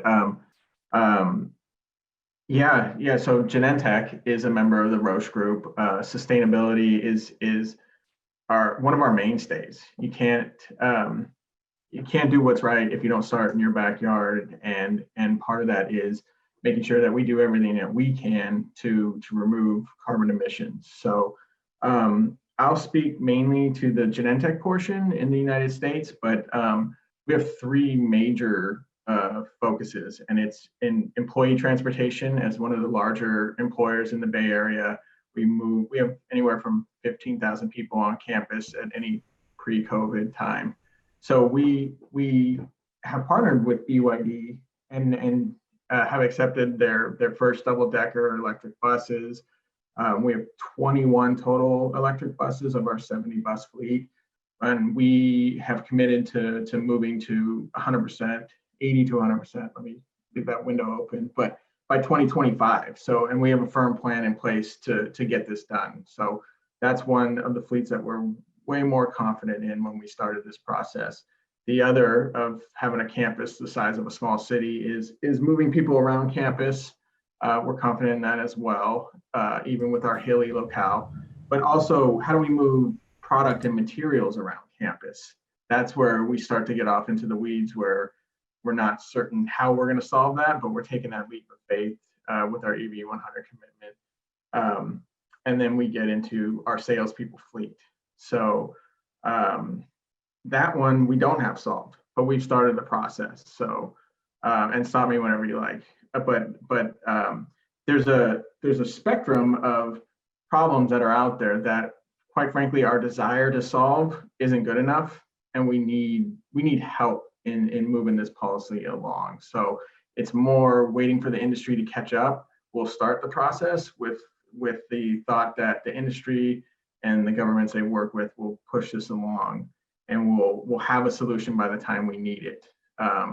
We went to an all alternative fuel salesperson fleet a year and a half ago, so you cannot get a straight ICE car anymore. So we're willing to take the leaps of faith, but in your question, in what did you learn? We're learning that we can't solve this alone, and that we absolutely need help for the industry to catch up. Excellent point, and that is something we should highlight from this session. We cannot do this alone, and I think, Tamara, for example, has a lot of stories. I have heard many of them, but that was something she emphasized, the importance of going after those who can partner with you. So let's make sure we keep that in mind. And I'm sorry I got the wrong name. I had Green Tech in my notes from the email, but close. It's good that we get it's very close, but it's green, right? So we will have to close in 9 minutes, which is the reality of our Zoom lives these days. So let's go back to everyone, and I will give you 2 minutes each so that you really use those 2 minutes to tell us your one thing that you want us to remember tomorrow. So think about something that you want us to not to forget when we finish this webinar. I really believe in the power of ideas that stay and stay and stay. So give us that in the last minutes we have. Tamara, what do you want to tell us that is impossible to forget? Finally, now I have a video, so hello to everyone. So the main idea that I want to give to everyone to keep in mind, the electric vehicles are a reality now. That is the most important thing. It's a reality. So we need to keep promoting, pushing, and increasing. But the situation now is not like 7 years ago when we started in Chile. We are talking in that time about a dream. Now the dream is a reality. So if we can do this, in South America, in the bottom of the world, with no specific subsidy, that means the technology is sustainable, but also has a lot of good repercussions in the operation and in the life of the people. So all the guys here, all our friends here share some potential information about how they are doing that things happen, but it's happened now. So we need to be fast right now. And I think probably we need to be a little bit more aggressive about how to develop that in the near future. Thank you. Daniela, what do you want to leave us with? Well, I think that commitment is key, of course, having long-term ambitious goals that transcend governments' changes and that our state policies are key. But in addition to that, these are policies that directly affect the quality of life of people. And if these people learn the benefits of improving transportation, of improving the way they live in cities, the momentum will be maintained. In the same way as it has happened with renewable energies. Today, it is unthinkable for someone to present a project to install a coal-fired power plant, right? So I think in this level, I might be dreaming, but well, the same will happen with a combustion bus or vehicle in the coming years, and people are going to demand cleaner transportation. So I think that to show people these benefits are key. Thank you. Let's move on now to Celine. Yes, well, I think what I would like to say is, as it has been said, we are part of an ecosystem. We're all in it together and we need to work together to make it work. It will be clear targets from the authorities and incentives, be it taxation or be it just by encouraging companies like Ryan's company to green their fleet. We need the infrastructure, and that's also the authorities where the authorities can help. We need the energy provider on board because electric cars are so much better when they are powered by green electricity. So we need the capacity to power all this with renewable energy, of course. We also need research, as Gary said, into batteries, not just to increase the range, but we need to think beyond the tailpipe already. We cannot stop there. Tailpipe is great, but we need to see beyond. And that means better batteries, which need less resources to go further. And we need to think also about the supply chain. That's something that we are actively working on as well, to make sure it's as clean and sustainable down to the mine, up to the roads, so that we are truly sustainable and not just in Europe or wherever these cars will be driven, but globally. I think that's the most important. Thank you. Let's move on to Gary. Thank you. And I won't say too much because the big thing I'd like to take everyone to take away is the point that was just made there. So is this self-reinforcing loop about all of us being having key roles to play in building trust and support and momentum for the agenda. I think even if this community feels really strongly and notices progress from 10 years ago, in the UK, new car purchases for I think electric vehicles are only about 7%. So that still means 93% of cars are not electric only. So we've got a huge way to go. But I do believe the right approach is with that ecosystem approach and everybody working together. Thank you. Let's now go to Andres. Thank you. Well, I think that from the point of view of financing, we believe that the main barriers that we have to overcome are related to traditional business models that has lack of regulation and a difficulty to access to credit that comes from poor and complex risk management, usually.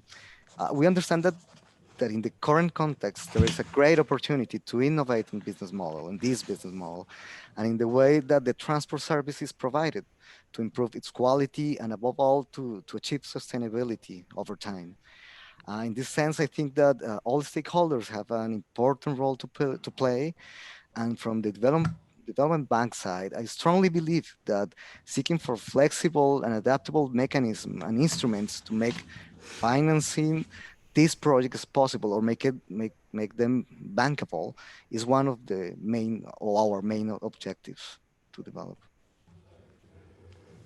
Thank you. Ryan.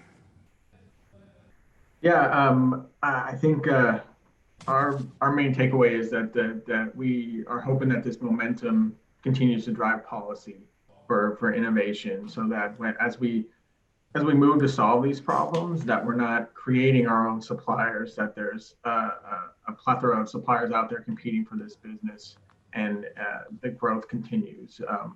One of our secondary goals is to get electric vehicles across our nation and as well as globally with our other Roche teams.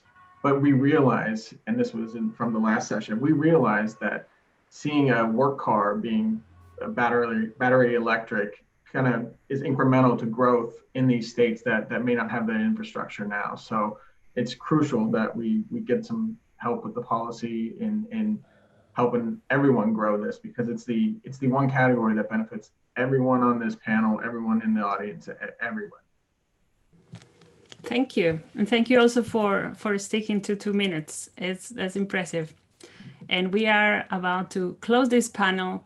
Thank you so much for joining. I want to emphasize 3 big ideas I heard. One is related to vision, the vision to set ambitious targets, and the vision to set the vision to set very bold business models. That is key. We cannot do different things if we stick to the same business models. And I hope you get to hear one day the details of the story in Chile, for example.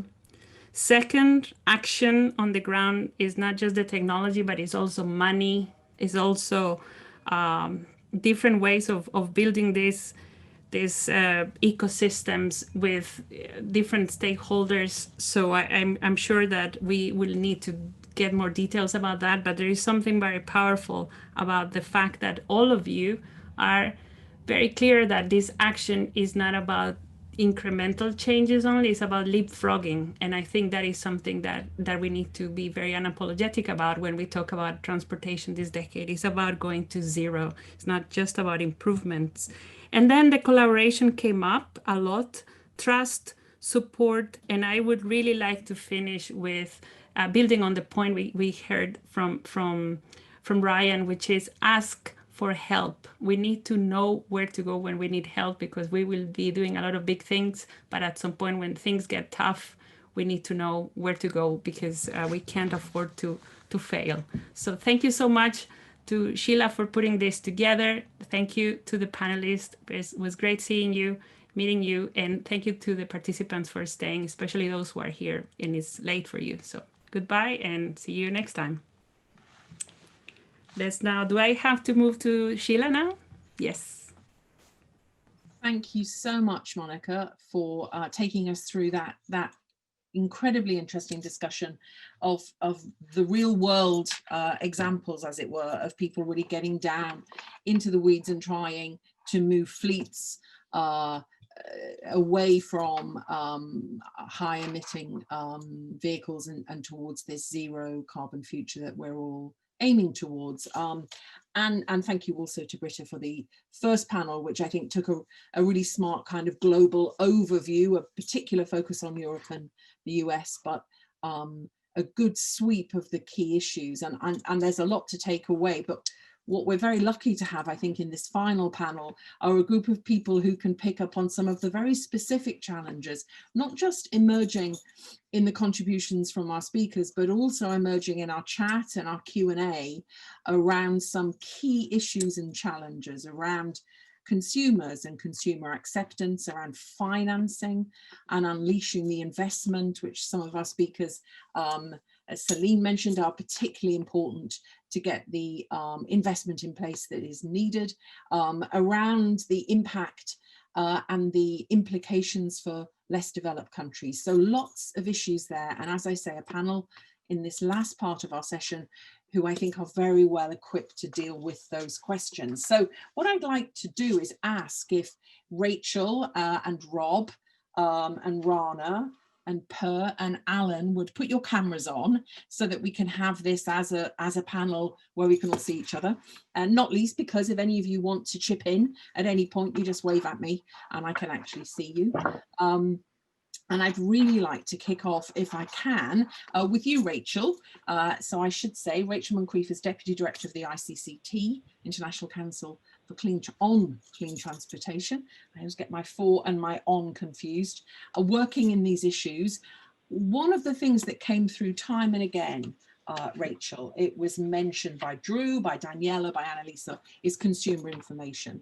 Not just telling people about EVs, but also perhaps helping with some of those misconceptions, like the horrendous number of my country mates who think you can't drive these things in the rain. We do have a lot of rain in the UK, but that clearly is partly why 93% of the vehicles we drive are not electric. But yeah, could you just take up that consumer angle? And I know ICCT have been doing a great deal of work on this. Yeah, sure. Thank you, Sheila. Thanks for having me here at this panel too. So yeah, I mean, I think, and Drew mentioned it in the first panel, you know, there are a number of different barriers to adoption, to widespread adoption of EVs, and consumer information, and that can mean a lot of different things, is definitely one of them. I think that, you know, there's sort of misunderstandings, like maybe this you can't drive in the rain thing, but then there's also a lot of people that just don't want EVs to take off, and they actually produce disinformation campaigns. And so we really need to sort of counter this with good information that's accessible to consumers. A lot of the people here are quite technical, and maybe we're not always putting out things that are necessarily geared towards consumers. So this is certainly a new area for ICCT in a lot of ways. And with good and solid data behind it. If someone wants to go fact check and that sort of thing, that should be very easily able to do. So this is a project that we've actually been working on, Sheila, with your team and GFEI, to produce some materials to help consumers kind of debunk some of the misinformation that's out there, and give people like kind of quick, accessible, and data-driven information.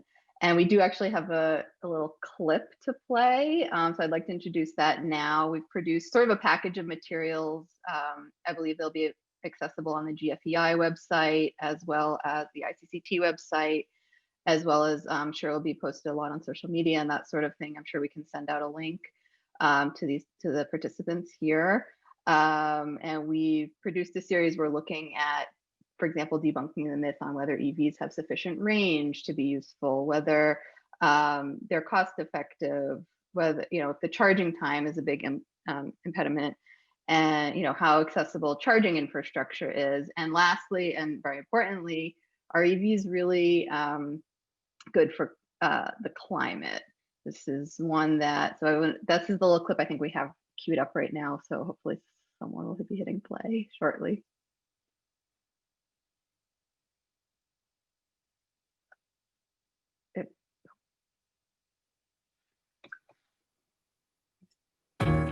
Things you often hear about electric vehicles that aren't exactly true.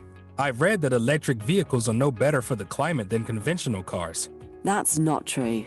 EVs vary from better to much better for the climate, even when you include the production of the batteries. This is true even in countries where the electricity used for charging still comes mostly from non-renewable energy sources. So driving an EV is certainly better for the climate than driving a conventional car. Thanks. That's good to know.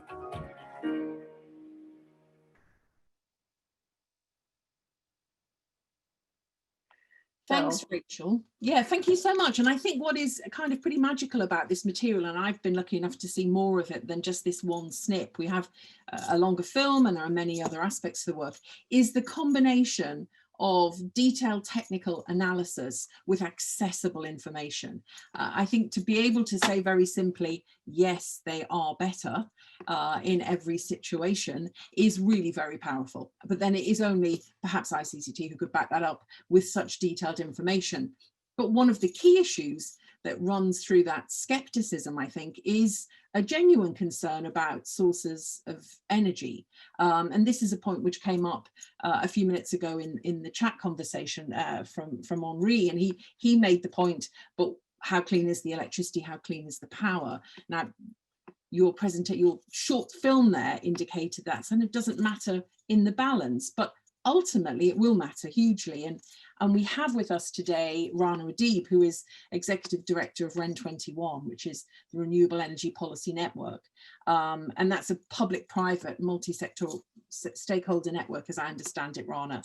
Obviously doing a great deal of work on the intersection between transport and the use of renewables. So do you want to share with us a little bit about how that looks from your perspective, and how you would answer those questions and those concerns about energy sources?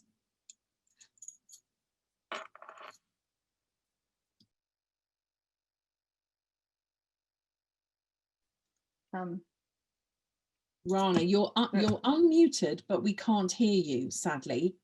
I don't know what magic trick Drew did in the end that got us to hear him, but sadly right now we're not hearing you. Try again. Can you hear me now? Yes, I think that was just Yes? your analogy. Yeah. Okay, good. Great, thanks a lot. Sorry for that. Yeah, thanks a lot, Sheila, for the introduction and also for the invitation. I'm very excited actually to bring the renewable energy and the energy side to a transport panel, because I do think that we need to talk to each other even more. Because the reality is that basically the transport and the energy sector do rely on each other when it comes to decarbonization. And not only decarbonization, when we're talking about transport security in terms of ensuring access to transport, public transportation, etc., obviously the energy security plays a role.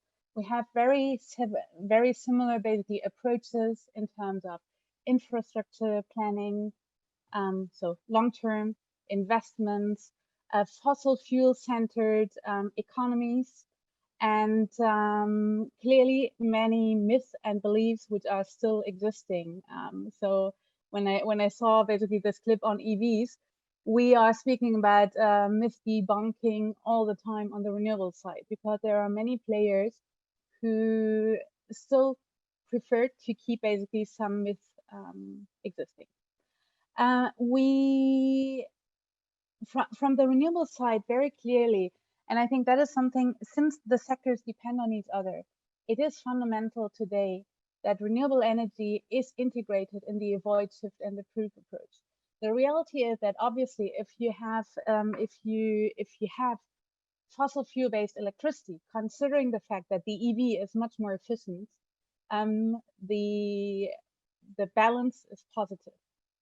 The reality is, however, that we need to really have the well-to-wheel approach to avoid that, for instance, we start finding solutions which are renewable-based hydrogen, because from the transport side, it's very attractive, but we're basically only shifting the efficiency problem to the fuel side. And I think this is clearly indicating that it is really important that we start having an energy and a transport planning, policies, investment, which are much more integrated. We have now recently with the Fiat Foundation looked into specifically the role of renewable energy in road transportation. And what we see here is that solutions do exist. Thinking about renewable energy is something which is even attractive for players, because so I saw in the chat we had a whole discussion about developing countries. When we're looking, for instance, at electric mobility in South Africa, where you have indeed policies going in that direction, but you don't have an energy supply and electricity supply which is secured. Basically, thinking about renewable energy sources also mean that you can build up a resilient and sustainable fuel, which is fundamental for a functioning transport sector. So I think there is not only climate reasons to look into this, but also other reasons, which can be, and I think there is also always a question: how do we convince decision makers? we can convince decision makers not only with the decarbonization narrative. There is a cost narrative. Today, renewable electricity is the least cost option. It is a planned electricity cost. And the reality is also when we're looking into procurement and we see that targets, roadmaps, etc., are key in driving integrated renewable and transport strategies. But when we're looking into procurement, obviously the economics play a big role here. And I think there is obviously possibilities to also develop other business models. So from the renewable side, very clearly we feel that the solutions exist today. There is, however, still a lacking integration on the planning side, on the policy side. And we saw the example of London, I think, which was quite interesting because the mayor of London said we did have a council which was bringing together urban planners, transfer players, and energy players. Today, just to give some numbers, renewable electricity only represents 0.3% of the electricity used in electric vehicles. 0.3. We heard about the fact that if governments basically do not plan the policies and the targets, all electric vehicles are going into certain markets. The same thing happens on the energy supply side. And this is something which is really important to have as a message. When we're looking into decarbonization of the energy supply, it is necessary to increase the solar, photovoltaic, and the wind capacities 3 times. This means massive investment into electricity, so electricity capacity, transmission and distribution infrastructure. And I just think this is really something which is important also to see from the energy consuming sectors, that there is a need for a stronger coordination here to avoid that basically decarbonization pathways in the transport sector are basically facing bottlenecks in the future. And I'll stop here. I spoke already a lot. Thank you. Thank you so much, Rana. And apart from the fact that it is absolutely right that the coordination takes place, you touched on a few things there. One of the things that you mentioned was the importance of a regulatory framework and a sense of understanding where we're going, a policy framework that goes forwards. This is something which came up several times, I think, in the different contributions we've had this evening. And of course, Jules made the important point that if you're going to regulate, you actually have to enforce the regulation that you introduce. But that's quite easy to talk about in countries where, or in regions where regulation is well developed, where it's a situation where you have good data, or you have markets that are well understood. There are many parts of the world where that's not the case. And there are many parts of the world as well, touching on the point you also made about avoid, shift and improve, where a lot of the vehicles that we're seeking to move away from are going to end up unless those regulations are in place to sort of control that flow. So I know that Rob de Jong, who's with us from UN Environment, head of their Sustainable Mobility Unit, you'll have something to say on all of that, Rob. The concept of needing to help countries, to capacity build with countries to be able to address these complex issues, and at the same time to be very well aware that we cannot simply export our own misery as we move in our race to zero towards the ambition of zero carbon vehicles. This has to be global. Could you give us a few thoughts on that? Thank you, Sheila, and good evening or afternoon, wherever you are. Thank you for having me today, and it's a great discussion. Allow me to give a bit of a global perspective. The race to zero is a global race. It's not a Swedish race. It's not a Chinese race. It's not a European race. It's a global race. The Intergovernmental Panel for Climate Change, the IPCC, have stated if the world wants to meet the Paris climate target of 1.5 centigrades, and every single new vehicle added to the world market in 2035 must be zero emissions, must be electric. That's 15 years from now. And they very optimistically assume that by 2050, that means the whole fleet will then be electrified, which is not the case actually. So as we started today, we heard from Lou that we are hitting 10 million electric vehicles worldwide this year. But we have a fleet of 1.2 billion vehicles today. And that fleet of 1.1 billion vehicles is at least going to double by 2050. We're adding another 1.2 billion vehicles between now and 2050. And 95% of those vehicles being added to the global market is added in non-OECD countries. Today, about 80% of vehicles are in OECD countries.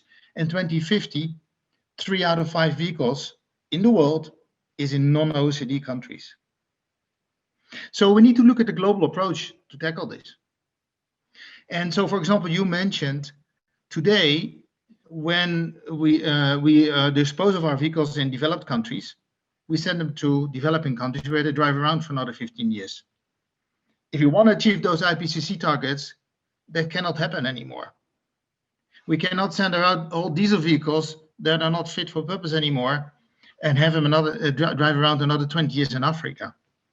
That won't happen that can't happen if you want to have this global approach. Another thing to say, we've been very much focusing, and rightly so, on light duty vehicles, but I think when you look at the global perspective, we also need to look at two-wheelers. Two-wheelers for us is the low-hanging fruit. And we talked a lot about creating awareness, knowing that in the UK you can drive an electric car when it's raining. Well, one of the good ways to create awareness is to start with low-hanging fruit. Why not electrify the global two-wheeler fleet tomorrow? It's cost efficient. There are many benefits to it, air quality. So we can start somewhere and then create that awareness in the global population, for example, by looking at 2- and 3-wheelers. I won't go into the area of avoid and shift, but I do want to mention it because it is achieving those targets of the IPCC, of the Paris Climate Agreement, cannot be done only, as you said it also earlier, by just only looking at technology and electrification. So to end, what do we need? And I think Drew said it well. First and foremost, what we need is policies. We need policies and regulation. This is the only way to achieve the targets that are almost impossible to achieve. And those policies should go hand in hand with incentives. But we need to recognize that we can only set policies, and this is a good example in Europe, when there is already a minimum level of awareness. Without awareness, there is no ground for developing those policies and no acceptance for those policies. And that awareness is lacking in the majority of the countries in the world still today. And one thing we can do is develop pilots, bring in electric bus fleets like in Chile, bring in electric motorcycles to create that awareness. Finally, I would like to say, I think, and for example, we also, no, two more things I want to say, sorry. We cannot wait for the normal turnover. That will go too slow.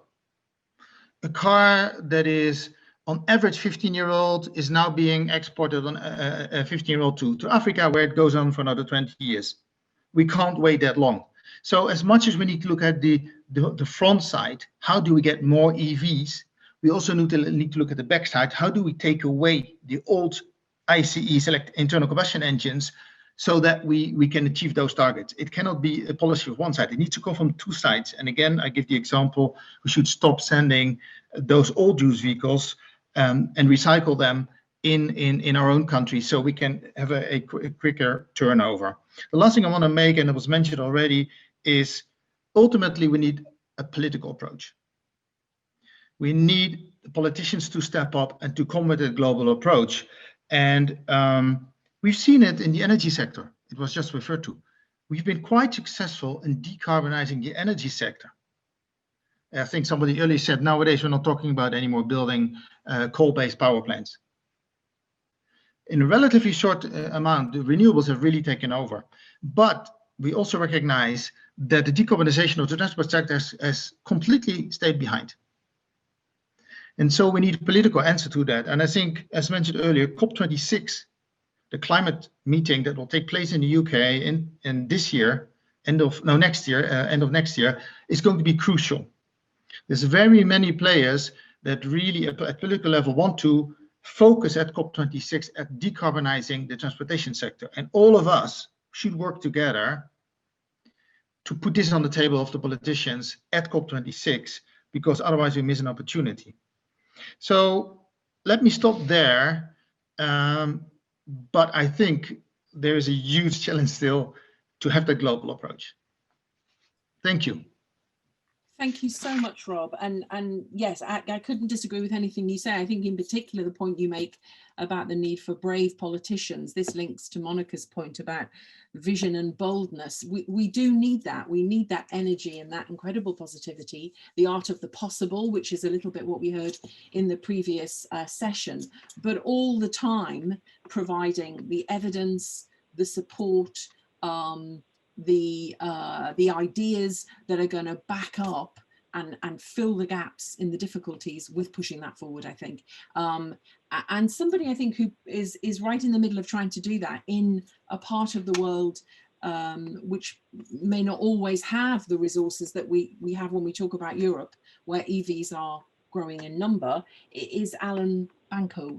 Welcome, Alan, from Costa Rica. And Alan is the Presidential Commissioner for Electric Mobility, appointed by the President of Costa Rica, so very much with political backing and working hard to promote electric mobility in Costa Rica. So, Alan, what is your take on this as a you know, looking at it from your country's perspective? Well, are you listening? Yes? Yes, hearing you perfectly. Okay, thank you. Thank you very much. Okay, our country is a very small country in Central America, which only have 5 million people living here. So as a small country, we have different problems that big countries like yours. One of the problems we have is that even our energy, our produced energy is 100% renewable. All the vehicles we have to buy are not very, all the brands we already need. We have an offer problem.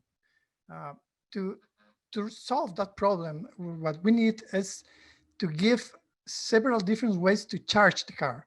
So we have an infrastructure in our country that support 3 different connectors: the CHAdeMO for Japan, the GVT for Chinese, and also the CCS1, which is the American standard. So that's the solution we provide, but we don't have enough offer in our country. That's a very big problem that we are facing right now. And is that an issue of investment, Alan? That's an issue of there not being enough resource going into the infrastructure that you need? Yes, well, we have invested in a very big way. We have an fast charge every 80 kilometers between them. So we have the whole country covered by fast chargers.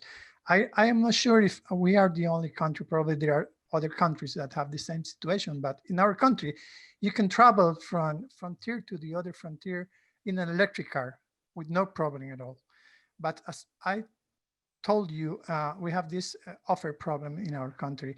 And also our fleet in our country is very, very old. We have a 21 years average in cars. So we cannot incentive the people to change the cars to a new car. So we are facing right now how to promote the car to people who cannot buy a new one. So what we are doing is, of course, we have a lot of incentives for new cars, but also we are promoting the used cars for 5 years old or older. Thanks, Alan. So one of the issues that you're trying to address is the balance between new and secondhand, which is one of the issues that we touched on just now with Rob, and also not just consumer awareness, but kind of the ability of consumers to actually even access these vehicles in the market. I mean, one of the things that came up earlier, which was everyone got very excited about, was the vast increase in these vehicles in Europe. And that was put down in some ways to the regulatory framework and the enforcement of the regulatory framework, but also, you know, we had Volvo in our discussions and they talked a lot about investment. So we also have with us Per Als, who's Senior Transport Specialist at the European Investment Bank. So Per, I mean, this issue, green bonds, which Monica mentioned, as I said before, financing is a key issue and going forwards. And also a point that came up in the chat about how will all of this work in a recession, which we are staring at quite hard now post-COVID. What is your take on the investment profile around electrification? And I know that you're Europe focused, but any insights that you can give that go beyond that European current success model would be interesting too. Yes. Am I on now? Okay, very good. Okay, thank you very much for letting European in here. I'm very flattered and blushing from all the good speak about what we do in Europe. I'm from the European Investment Bank. We are an public investment bank owned by the European Union member states. But so we are semi-independent, but our role is basically to put European policies to help finance that. And I think the key here, it was mentioned about policy and regulation.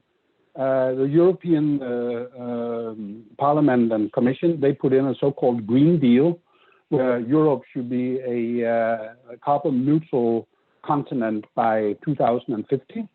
We have in the bank put together a climate bank roadmap where we by 2025, we will have half of our lending being done to carbon neutral activities. So anything pointing in direction for Paris alignment. We want to accelerate the green change and then do it in a just way and in a coherent way. So many things we'll do at one time.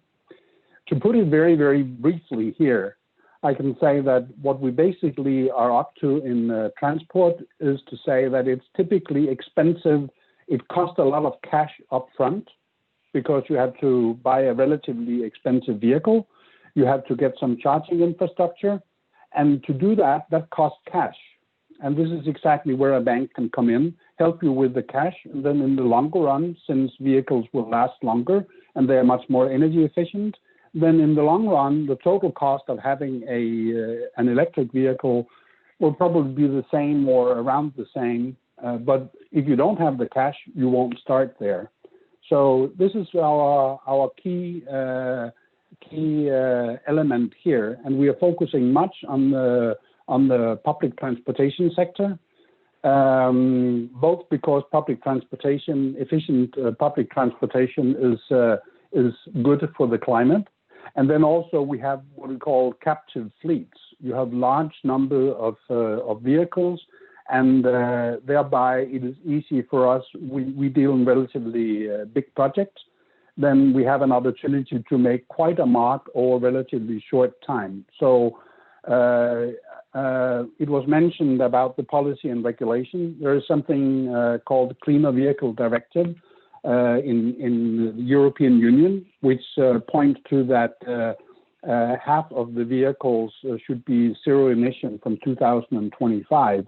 And thereby ramping up to that, we really want to push on that. So that's our basic point here. A couple of comments on what I heard before. Lou from Davis, University of California, explained about what was the most positive way, long-term prognosis that I have heard on electromobility. Maybe it is the proximity to Hollywood and not the Weltschmerz from Germany, but it was a very, very positive view. At the same time, I think we're looking much at vehicles, but there is something about also the urban structure which has to be looked into, because no matter how many electric vehicles we put in, they'll still fill the streets, there'll still be congestion and so forth. So just a sole focus on vehicles will not bring us there. But certainly I was very pleased to hear this. So cheap money up front that can help you go green. Thank you very much, Per. Yeah, I think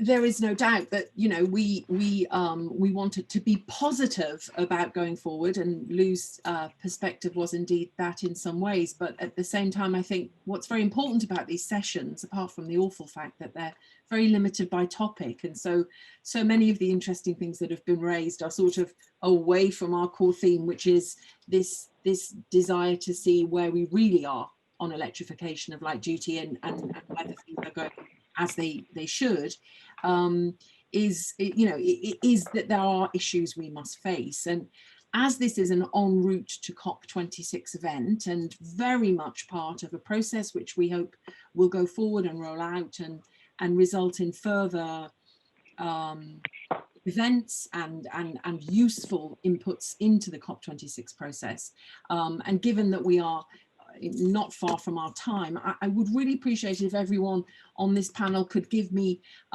just a couple of thoughts on what we need to do as a sector, working together and working very much with sectors such as energy, which are alongside us, before COP26, and what messages you would like to put in, not just to the UK government, who are chairing it and have many words, but as Drew said, not many enforceable regulations.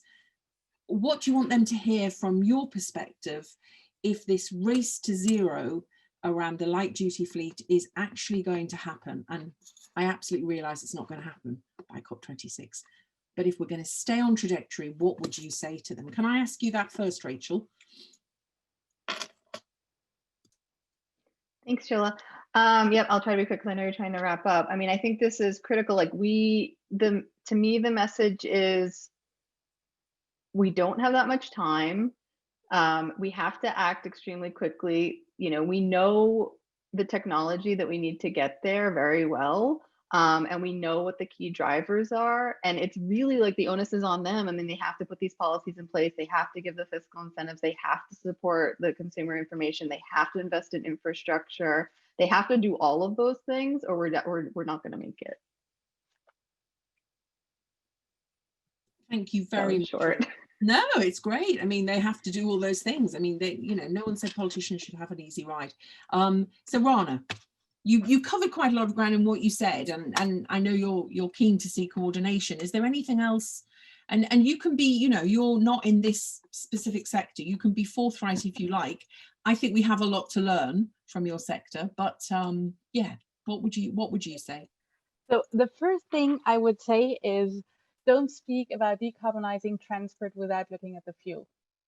So I completely understand where basically the message comes from on EV is great, even if it's coal-fired power plant based. But this is basically, we need to have a long-term perspective here. And we cannot win the race to zero, which is a global and a systemic approach, which we need, without looking into the emissions in the fuel side and into the transport side. So that's the first message.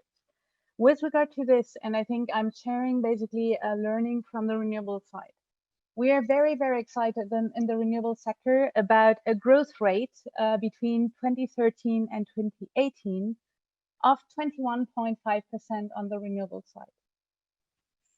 In the same time, fossil fuel has grown by 5.7% and energy demand by 7.2%.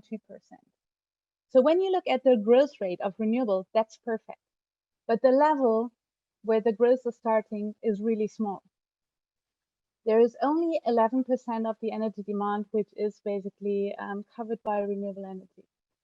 And I'm mentioning it here because I do see that there is a possible similar risk on the electrification and the electric vehicles. And with regard to this, I think it's really important that we have strong messages that solutions exist, technical solutions exist. We know what we need to do on the planning side, on regulator frameworks, etc. There are great examples. And be inspired by the positive things, but also be realistic about the fact that there are realities which are structural, that are dragging the movement backwards. And there is a need for a structural shift. And this structural shift is a political decision. And this structural shift also comes down to the fact that we need to have level playing fields, not only on the vehicle fuel side, but also on the vehicle side, also on the fuel side. Today, there is still 400 billion of subsidies for fossil fuel without integrating the externalities. And I think these are really very important messages which we all need to address. The challenges are very similar between transport and energy. And I feel that by having messages jointly, we reach to different ecosystem and decision makers, but we can also force them to work together and align and create certain pressures. And I'll end with one other thought. We speak very much about public procurement. We heard peers speaking about captive fleets. There is another lever, and this is corporations. And we see from the renewable side that corporations investing in power purchase agreement on the fuel side, so on renewable energy, are basically when you take the renewable RE100, which is a campaign, it's like the fifth biggest energy consumer economy-wise. And there is clearly a possibility to also activate corporations that are engaged in sustainability and that will look at their fleets, not only on the fleet level, but also on the fuel side. So I think it's interesting to also think creatively. Thank you, Rana. And we had some thoughts on that from Ryan earlier from GeneTech, who have taken a decision about their fleet. Of course, there is the issue of you can only choose what is available to you. And model choice on the electric vehicle side of things has actually been really relatively narrow, opened up substantially by those regulatory enforcement moments. And of course, still sadly dominated even in these new vehicles by SUVs. Rob, can I just come to you and ask that your message to the COP26 people be global? Not to say others have not been global, but that is your perspective. What do we do about the problems of avoiding just exporting our misery to other people? And how do we do that leapfrogging? I think that came up in the previous session, so that we get to where we need to be faster. You mentioned two-wheelers, but is there anything else you'd say to them that they should do? Well, Rachel said it very nicely. She said, we have the technology, we have the solutions. Now we need the policymakers and the politicians to act. We need to ask ourselves as the transport community why they haven't acted. Why the decarbonization of the energy sector has been happening and the decarbonization of the transport sector has not been happening. And I think part of the answer is that we don't have a shared common approach, and the issue is much more complicated.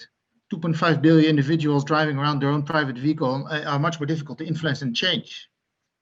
So what we need is a global approach.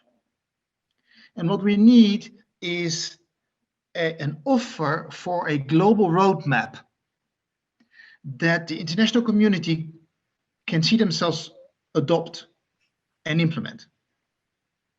And for that, we need a couple of things. And one of the things I want to highlight and was mentioned is the financing. There is an upfront investment cost that will pay itself back. We all know it, but there is not much financing coming for sustainable mobility. Somebody was writing in the chat, it's still difficult for developing countries and even non-developing countries to find financing for the upfront investment to buy electric buses, even though they pay themselves back in a lifetime. So we need that roadmap, but that roadmap needs to go together with political decisions and financing from the international financing community. If you look at the DCF, if you look at the JEF, big climate funds, they're completely underspending on transportation. Completely. There are few transport projects. So we need a global approach, we need a clear roadmap, and then we need the financing partners to come in and help implement that roadmap. And a lot more than that, but let me stop there.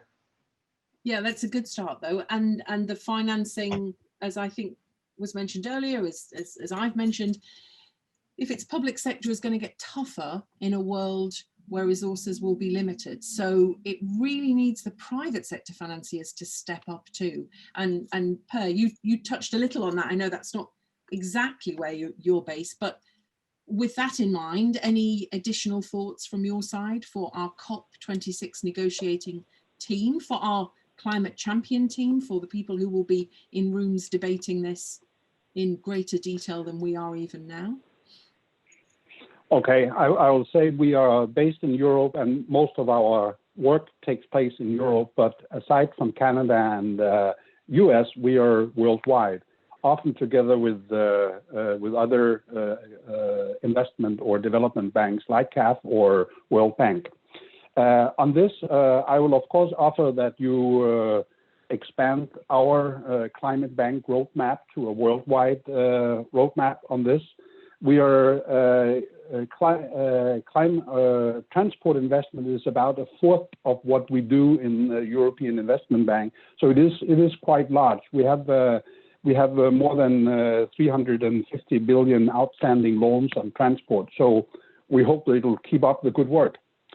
On the issue of the specific things to do, I think there is which was just pointed to again about the upfront cost. I think in the broader perspective, it is needed to go in and look at urban structure. I mentioned Davis before. When I was there in the 70s, Davis was known for being a bicycle town. We would now call that a 15-minute city, something like that. But looking at urban structure is really necessary if you want anything in the long term. I don't think Atlanta is very, very difficult to make very green on this. Things can be done, but in the long run, we would need to go that way. And we are right in the process of revamping our transport lending policy for the next decade, and this is one of the key issues we're bringing up here. Then on one last point, which is this hydrogen. I think I agree that the battery electric is the way we can go in the shorter run. Hydrogen is definitely an opportunity. There are lots of issues about the production and the total energy efficiency of hydrogen, but it can certainly come there. But in the shorter run, it is battery electric. I'll say before I came to the bank, I spent 30 years in the real world. So having a close connection when there is a policy and regulation, and then implement and then making the connection to the money, to the financing, that's a real strong way to look at it. So without money, no piper, whatever the tune. Thank you. Very much, Per. We're at the end of our time. Alan, I hope you'll forgive me. We need to wrap up. I think to wrap up such a lengthy and detailed conversation is going to be difficult. I think it's important to say it's absolutely not the end of all of our conversations. This en route process will continue to COP. I think Rachel made a great point. It's a point I have to say I make very often myself. An awful lot of the solutions we know very, very well. And a lot of the ambition is there, and there are brave politicians taking these ideas forward. We only need to reflect on Mayor Anne Hidalgo in Paris, who just got re-elected very firmly on the transport policies that she's introduced, one of which is this concept of the 15-minute city. But there is no doubt the consumer information, consumer understanding needs unlocking. We have to get real about regulation. We have to understand the very positive role that regulation, when properly enforced, can play, and not see it as some sort of enemy of this process, of this race. And I think we absolutely have to take the global perspective. It cannot be about success in one place at cost in other places. And so they would be my thoughts. I'm sure they're not an adequate summing up of what's been an incredible conversation, but sum up we must. And I have to say thank you again to all of our panelists, to my two fellow moderators, Monica, and to Britta, and thank you for your time, and thank you for joining us. And I think there are at least 2 more sessions in this en route process. the next of which is the first thing in the morning, which I'm on as well. So I need to go to bed. And that's on joining with health. So not only joining with energy, joining with health. We have to find common cause with other sectors. So thanks for your time. And I will just say good night at this point. Or good night from the UK. Get some Have a good sleep. night. Bye. Thanks, Sheila. Bye. Bye, guys. Thank you. Bye. Stay safe. Cheers.